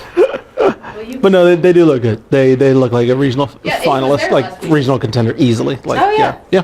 They look good. They look really good. Was LP there? No, LP. Man, come on. LP was watching the Football Friday show. Somebody he knew was on there. I don't know why he was watching that, but Priorities, Greg man. Tepper. Great. He's Greg Tepper. Big CT Stucco fan. Yeah. Loves Aaron. Who doesn't though? Yeah. Same. She's the best. I hope. There's no way Aaron's watching this, right? If she is, 10% chance. she is one of my favorite humans, and that opinion is like not only shared by me. There's like multiple, because she used to work at Scout. Right. So a lot of people in our company have worked with her. Yeah. And they're like Brandon Huffman, our Pacific Northwest guy. He's like my 3 favorite people on earth are like Eddie Vedder, Chris Peterson, and Aaron Harding. Lead singer Pearl Jam, the former coach at Boise State, and Aaron Hardigan. All right. What a trifecta. That is great. That's like a 3 people you want to have dinner with, like that type thing right there. Like, She's the best. no, she's great. She's great, and I always feel like I'm a ball of energy, and then I get around Aaron, and I feel like the biggest deadbeat in the entire world. Just on the go, all the time, just cranked up. Oh, Funny. good God, this Contrasted with Will's more Yes. quiet nature. Will are 44, 93. Opposites attract. Oh, yeah. Yes. That is an opposite. If Will could sit in a dark room for the rest of his life, he was very happy. I used to, Will worked on the Texas beat for a while, so I would cross paths with him. And I was like, that guy just doesn't like me. I don't know what the problem is. He won't talk to me, and I was like, oh, that's just Will. That's the nicest guy in the world. That's just Will. That's Will. Yeah, he actually hates you, Roach. We hear it all the time. That's exactly what it is. The truth comes out. That's why he's not here right now. Yeah. He's like, I just, Everyone does. That's why we keep inviting you back. Oh, I'm just here for the bits. The buffet of bits. Oh, Mallory's This is a MacBook bit. Air. This is a bit. I turned the, No, you didn't. I did. I turned it to never. I really did. Oh no! Did he lose that? Oh, lost no. Oh, wow. Oof. Can't have that, Coach. Nope. Can't have All that. right, what do you say to your team now? Punch the ball. Turn out the lights. Punch the ball. Yeah, I mean, talking to your defense right now, you're like, hey, okay, first guy wrap him up, second guy we're rooting for the football. Right, I was about to say, yeah. It's the only hope. Get the we uppercut That's it. going. We The got- Peanut yeah, Tillman, that's yeah. right, yeah, we gotta get that ball out. Yep. I mean, there's no doubt. Vela just scored with a minute 26 left to cut it within one score. So Oh, wow. onside kick here. Okay. Oh, Got a banger in the valley. 28 Yeah. with No doubt. 126 left. So that, I mean, they legitimately drove down. I think it was 2:27 when they scored. So I think they literally made it down in a minute and 1 second off the clock at least. Man. Wild Well, you stuff. got man-to-man coverage outside. This is where you could take the shot. Yeah. Right. Drive the Yeah, we gotta stake give in her their some kind of a heart. shout out. You could take the shot right here. Yeah, they're playing what cover? Yeah, they're cover Straight zero. cover Yeah, zero, they're yeah. all zero. Ooh, good keep. Nice. That's what He happens. is Yep, going. that's That's a good pull. That quarterback's got a little bit of Yeah, he speed, can go. man.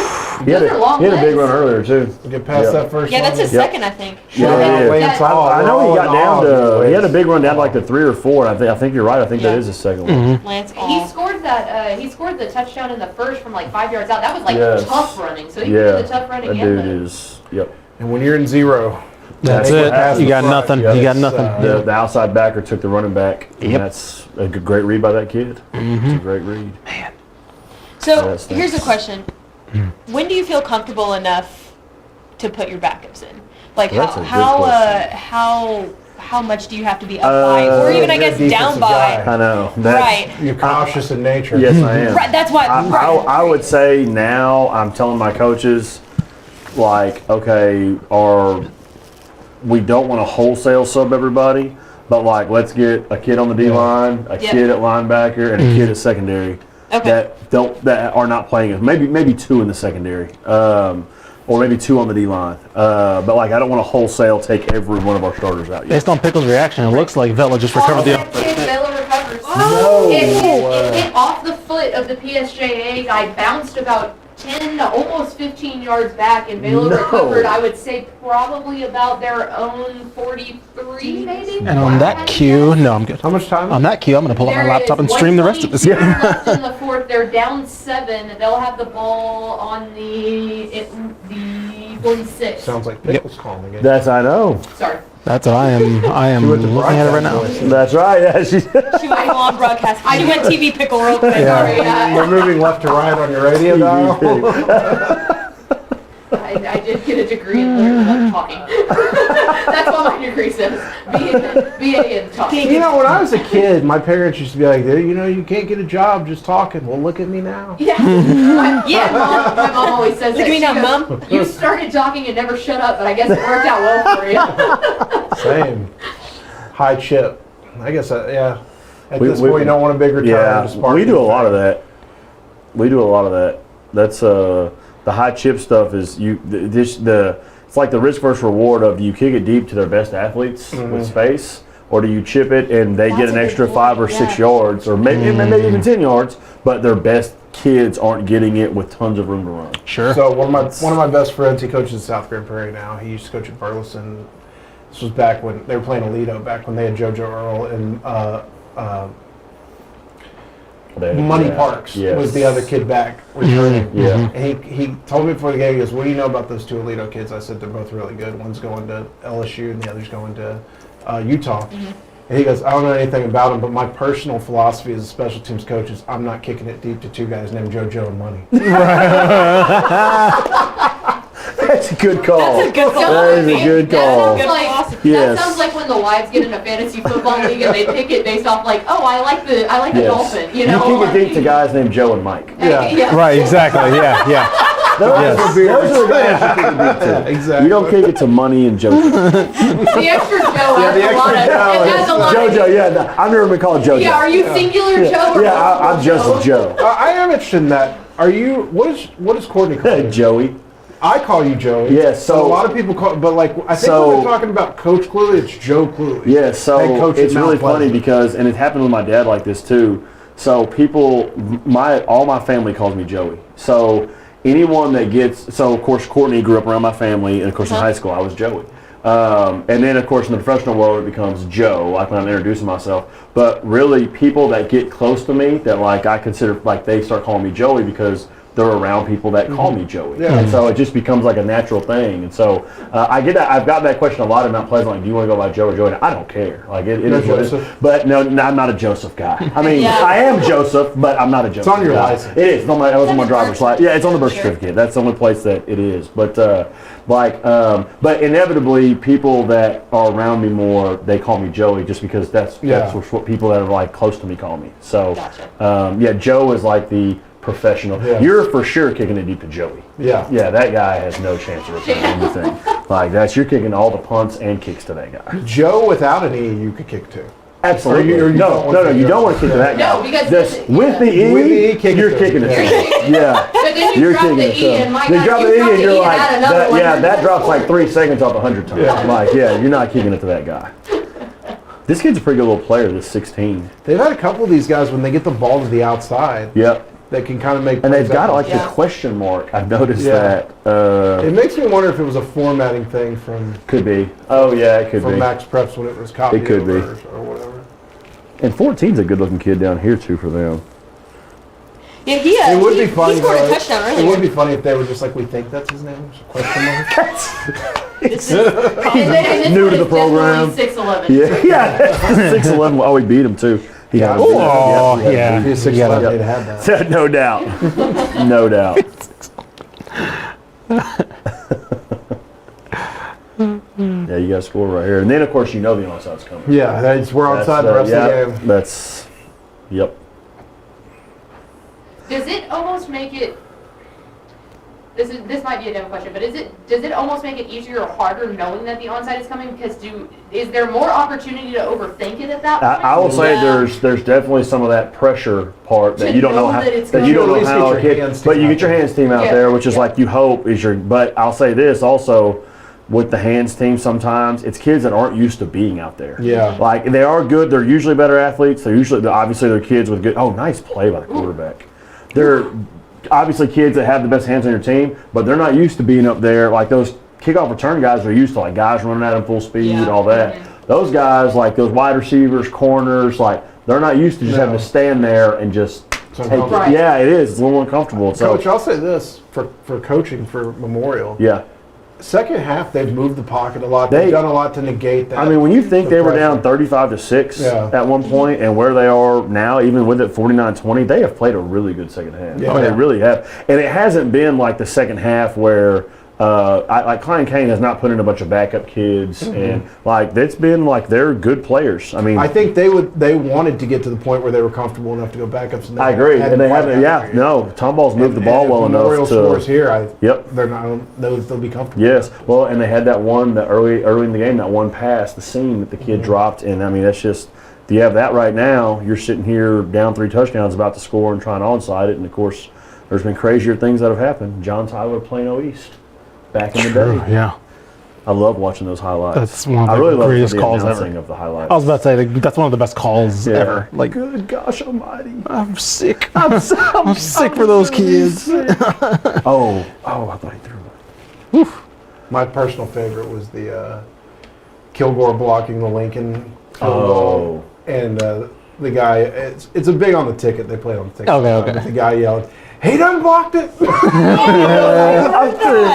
Oh, that's hilarious. Was that 04? That was Eddie Jones. Yeah. Right? That was Eddie Jones' team, yeah. And Coach Jones is the truth. He's awesome. Love that awesome dude. Yeah. Love that dude. Really excited for North's going to do it 28-21 They stopped him? final. Damn. How about that? What We owe Bella Michaels the biggest the, credit in the entire world. The thing we did at Texas High, the 4-state camp. Yes, Everybody I did. picked Yeah, he was there. He was there. He came out to our Frisco Emerson game. Yeah, I love that dude, man. He's awesome. He is awesome. Yes, he is. He's a heck of a player. By the way, you guys have Texas High next week, you said? I did. When I did go to the shirt, I'll confess, it was not the first thing I reached for in the closet. Yeah, I had to go looking for it. Really? But I went past the Texas High shirt. Thank you. Sorry, Jerry. Sorry, Coach Stanford. But it went past the Texas High shirt. Yeah, that's good. You made the right Tiger call. Yeah, how different this broadcast would be. I didn't know you guys were playing Texas High. It would have got awkward. It would have got awkward. Thought about it, but yeah, you might have turned it inside out. So the bit could be that I wear a Texas High You'd have to wear your Final Four jacket. Oh, dude. No, you got to get rid of that, dude. Yeah. Oh my God. He's still fight. Yeah. You got to get rid of that. Oh, don't let Oh, that's where you separate. Good. Yep, there you go. Don't do Get that. in the middle of it. There you go. Don't do that. There you go. Yep. Man. So you get to hear all like the smack talking and stuff. Oh yeah, yeah, the good and the bad. Yep. I'm sure it gets pretty dirty. Yeah, it's. What's your how you treat refs? Man, I'm all about like treating those guys as good as possible. I really am, and like they may not say that, but that's. I'll say this: like we feed them like our plays like before the game, make sure they got like Gatorades and Cokes and all that, which a lot of people do. I've thrown the headsets a few times, but like a long ways because I get angry. But like in the end, there are definitely better crews than others, and of course, being here for the first time, I'm like figuring out, where are the which one's the ones that I would want to officiate our games again or whatever. Being out in Estacado for so long, I knew, okay, I want these guys. And you also knew, if I get these guys, these are the things that we've had issues with or whatever, because there's always certain things that, different crews interpret different ways. Yeah, you know what they'll emphasize. Yes, and so, we stem our front a bunch, and some crews, if we stem it too late, they like to say, well, you're trying to draw them offside, so we get penalties for it. And other crews are like, no, they're allowed to do that as long as they're not moving forward. And so it's always trying to figure out different things and how they fit your scheme and what you do and how they're going to call stuff. And then, of course, that's the crews that you want to get, especially, I mean, at your home games, you got a choice. This year was the first time I've ever had a crew in back-to-back games, the exact same crew. They reffed our Sulphur Springs game, and then I had picked them also to ref our Liberty Iowa game. And so, thank God it was a good crew, but it was interesting. I've never had that where it was like 2 weeks in a row, and I didn't realize it until the next day, and I was like, man, I hope I didn't say some things that like screw me for the next game, you know? Right. Because it gets heated. And I'll say this, like normally if an assistant coach isn't like the one yelling at them, they're normally pretty cool about stuff. Like, we'll deal with We'll deal with you, but I'm not going to do it. And I get that. And so that's my assistants know, like they call the next play, let me deal with the refs. You ever think about throwing something less expensive than a headset? It's just the only thing on me that I can throw. Maybe a clipboard Like, or something. I guess I could like throw my hat and You need a clipboard supply. Like, That's the that coach yes, I need to break a clipboard. Hand me the clipboard now. Yes, please. yes, that's what I'm angry. I need the clipboard. Yes, yeah. Throwing the headset can be an expensive move. Yes, it can. Yes, it can. You still got the PS5 in the locker room? Absolutely. Absolutely. Really? One of the first guys I yeah. knew to have a PS5, it was in the Mount Pleasant locker room Yep. for the guys. So for your kids? Yeah. I've got one at the house for when we have like team stuff over at my house. Okay. And then and my youngest loves video games, but then we got one for the. I do think that's kind of like a younger coach type of deal. Yeah, Like, hey, we want these kids around. Yes. I think older Yes. our coaches, like when I was growing up, like get out of here, go. Yeah, go get dressed and go home. No. And now it's like, hey, we want you guys around the facility. I want on like Saturdays if they want to hang out. Like we got couches in there, we got ping pong table, we got 2 big screen TVs, we got a PS5. I want them if they want to hang out until we turn the lights off. And like if there's 2 kids in there playing PS5 and it gets to be 2 o'clock on a Saturday and I'm still up there, they can play it as long as they want. And then when it's time for me to go home after like doing stuff, I'll go in there and be like, hey fellas, need to charge your controllers, and they'll leave and I'll leave. And but if they want to stay up there, man, I love it. I absolutely love it. That's cool. Yeah, I really like that a lot. Yeah, we want them to be up there. Well, for one, you know where they are. Absolutely. Keeps them out of Yes, trouble. it does. Yep. 2, it helps the bonding. And Yes, it helps does. them gain comfort with you. Yes. And trust Well, even and your all that. coaches, because like as coaches, I'm not an old coach, but I'm not young anymore. Like your younger coaches, like I can't beat any kid in any game, but like a lot of my younger coaches that have like grown up playing them can. They're like, yeah. And so it becomes like a thing where like it's a bonding between coaches and players where like they're playing each other, talking And they don't trash. even know. No, and now you're not at like he's my coach, that's my player. It's like we're on the same level. Yeah. Like we're together in this thing, and we're like just having fun as like almost friends. Yeah.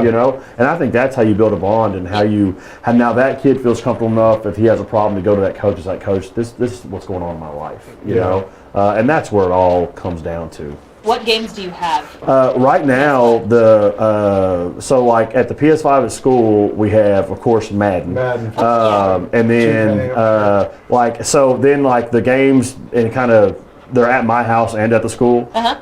So the girls have like, so I've kind of got lots of games that like not the kids don't always play, but like Madden, 2K, Call of Duty, Jurassic Park Legos, Star Wars Legos, which like the girls love. We've got some type of racing car game. We've got a Harry Potter game. Just kind of for whoever wants the kids all play Madden in the 2K. Yeah, That's what they love, A bunch of them love, is it FIFA? Is that, yeah, a bunch of them love FIFA, and I don't have FIFA yet, but that sounds like we've got to be the next one that we get. What's the take on Dance Dance Revolution nowadays? Because that used to be the game, my guy. Like, What a That's what I blast from the played. past. dude, I can still kick it on It's like, hey, is Rock Band still a thing? Yeah.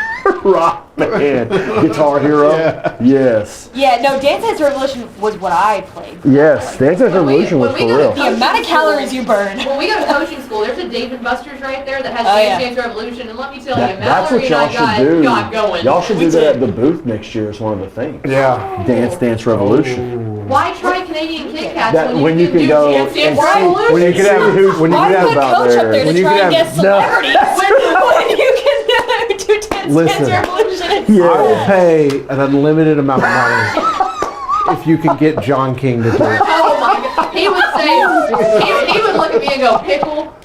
No. With a couple of extra Respectfully, no. colorful words mixed in there, but also no. If you can get John King to do it, it would draw the biggest crowd on the floor. This sounds to me like we're all about content, right? We're in the business of content. We are. This to me sounds like content. We're always thinking of new I love, ideas by the here. way, Joey, that Mallory's like, that's what I played. If you and I start talking about the games we played as kids, it's like, well, I played Atari. Okay, One so joystick. Pac-Man. I grew up playing Paperboy on Atari. Paperboy's great. Paperboy's for I real. played Pac-Man. Yep. It's an elite game. Pac-Man. Pac-Man. Yep. Mike I like Tyson's Paperboy Super Punch-Out. Nintendo. Yeah. That was always a fun one. Tecmo Bowl. Love Tecmo Bowl. Yep. Well, because it's our parents grew up playing that stuff too. Yes. We keep trying So to they convince- have. That doesn't passed make it on any those. I'm trying to make you guys feel better. That here, doesn't okay? make it any better. So That's- like, that's- I'm you just took me You into a basically whole are like, other you could level. be my dad. That's literally you just said. I was about to say you literally just said you can be my dad. Yes. Yes. Did your grandparents also play it? Right. No. Maybe. You know, what's funny is, so like, you know, NCAA, of course, I hope that game comes back out. Oh, it's Yeah. coming. It's supposed to be. I will Yep. be in the for sure line. And I to might get take a that. month off work. Yeah, absolutely. Yeah, if it comes out during football season, we might be in trouble. It's going to come out next, the, it's 10 months, so what are we?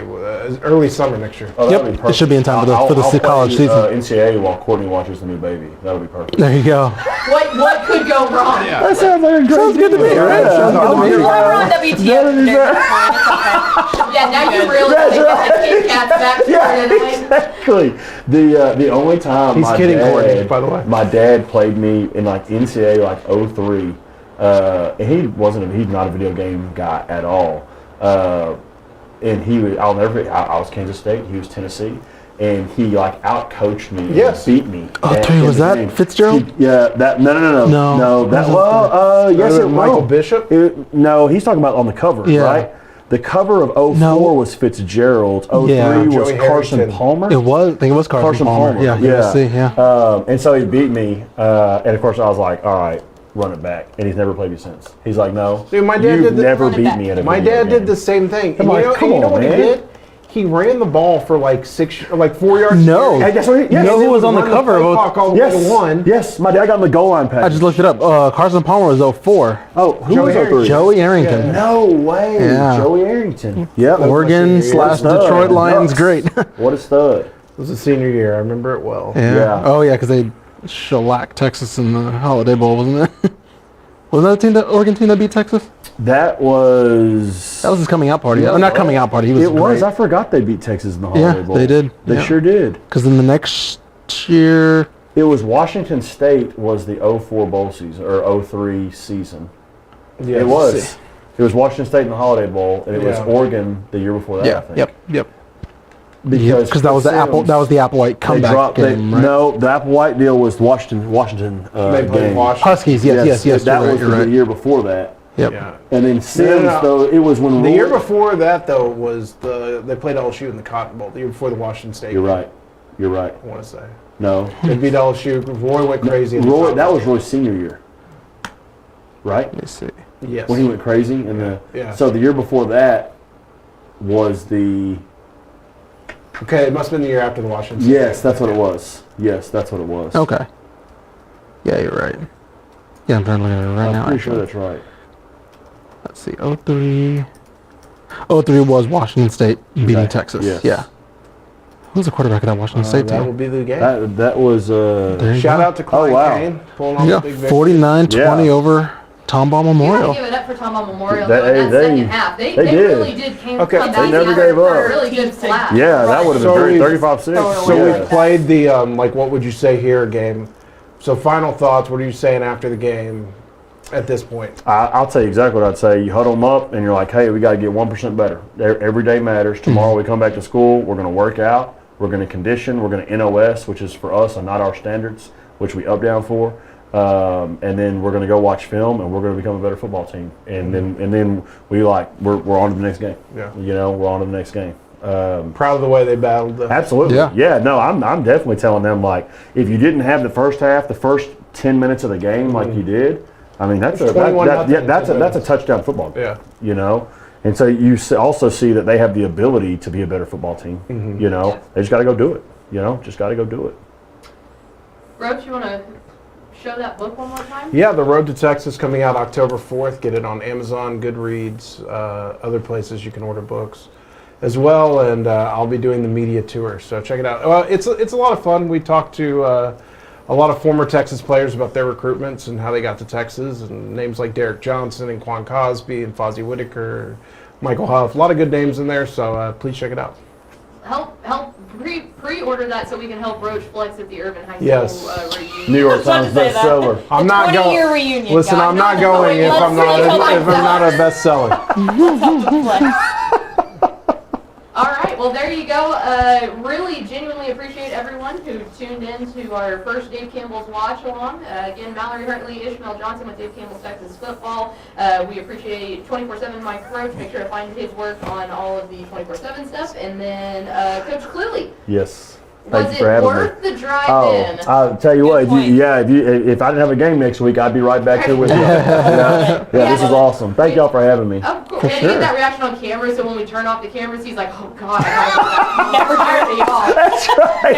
Out of here in 5 seconds. That's right. Just too bad Tepper didn't. Yeah, that's the one. Disrespect. Absolute I bet had you won a state title, he'd have showed He'd up. be here if I wanted to say for sure.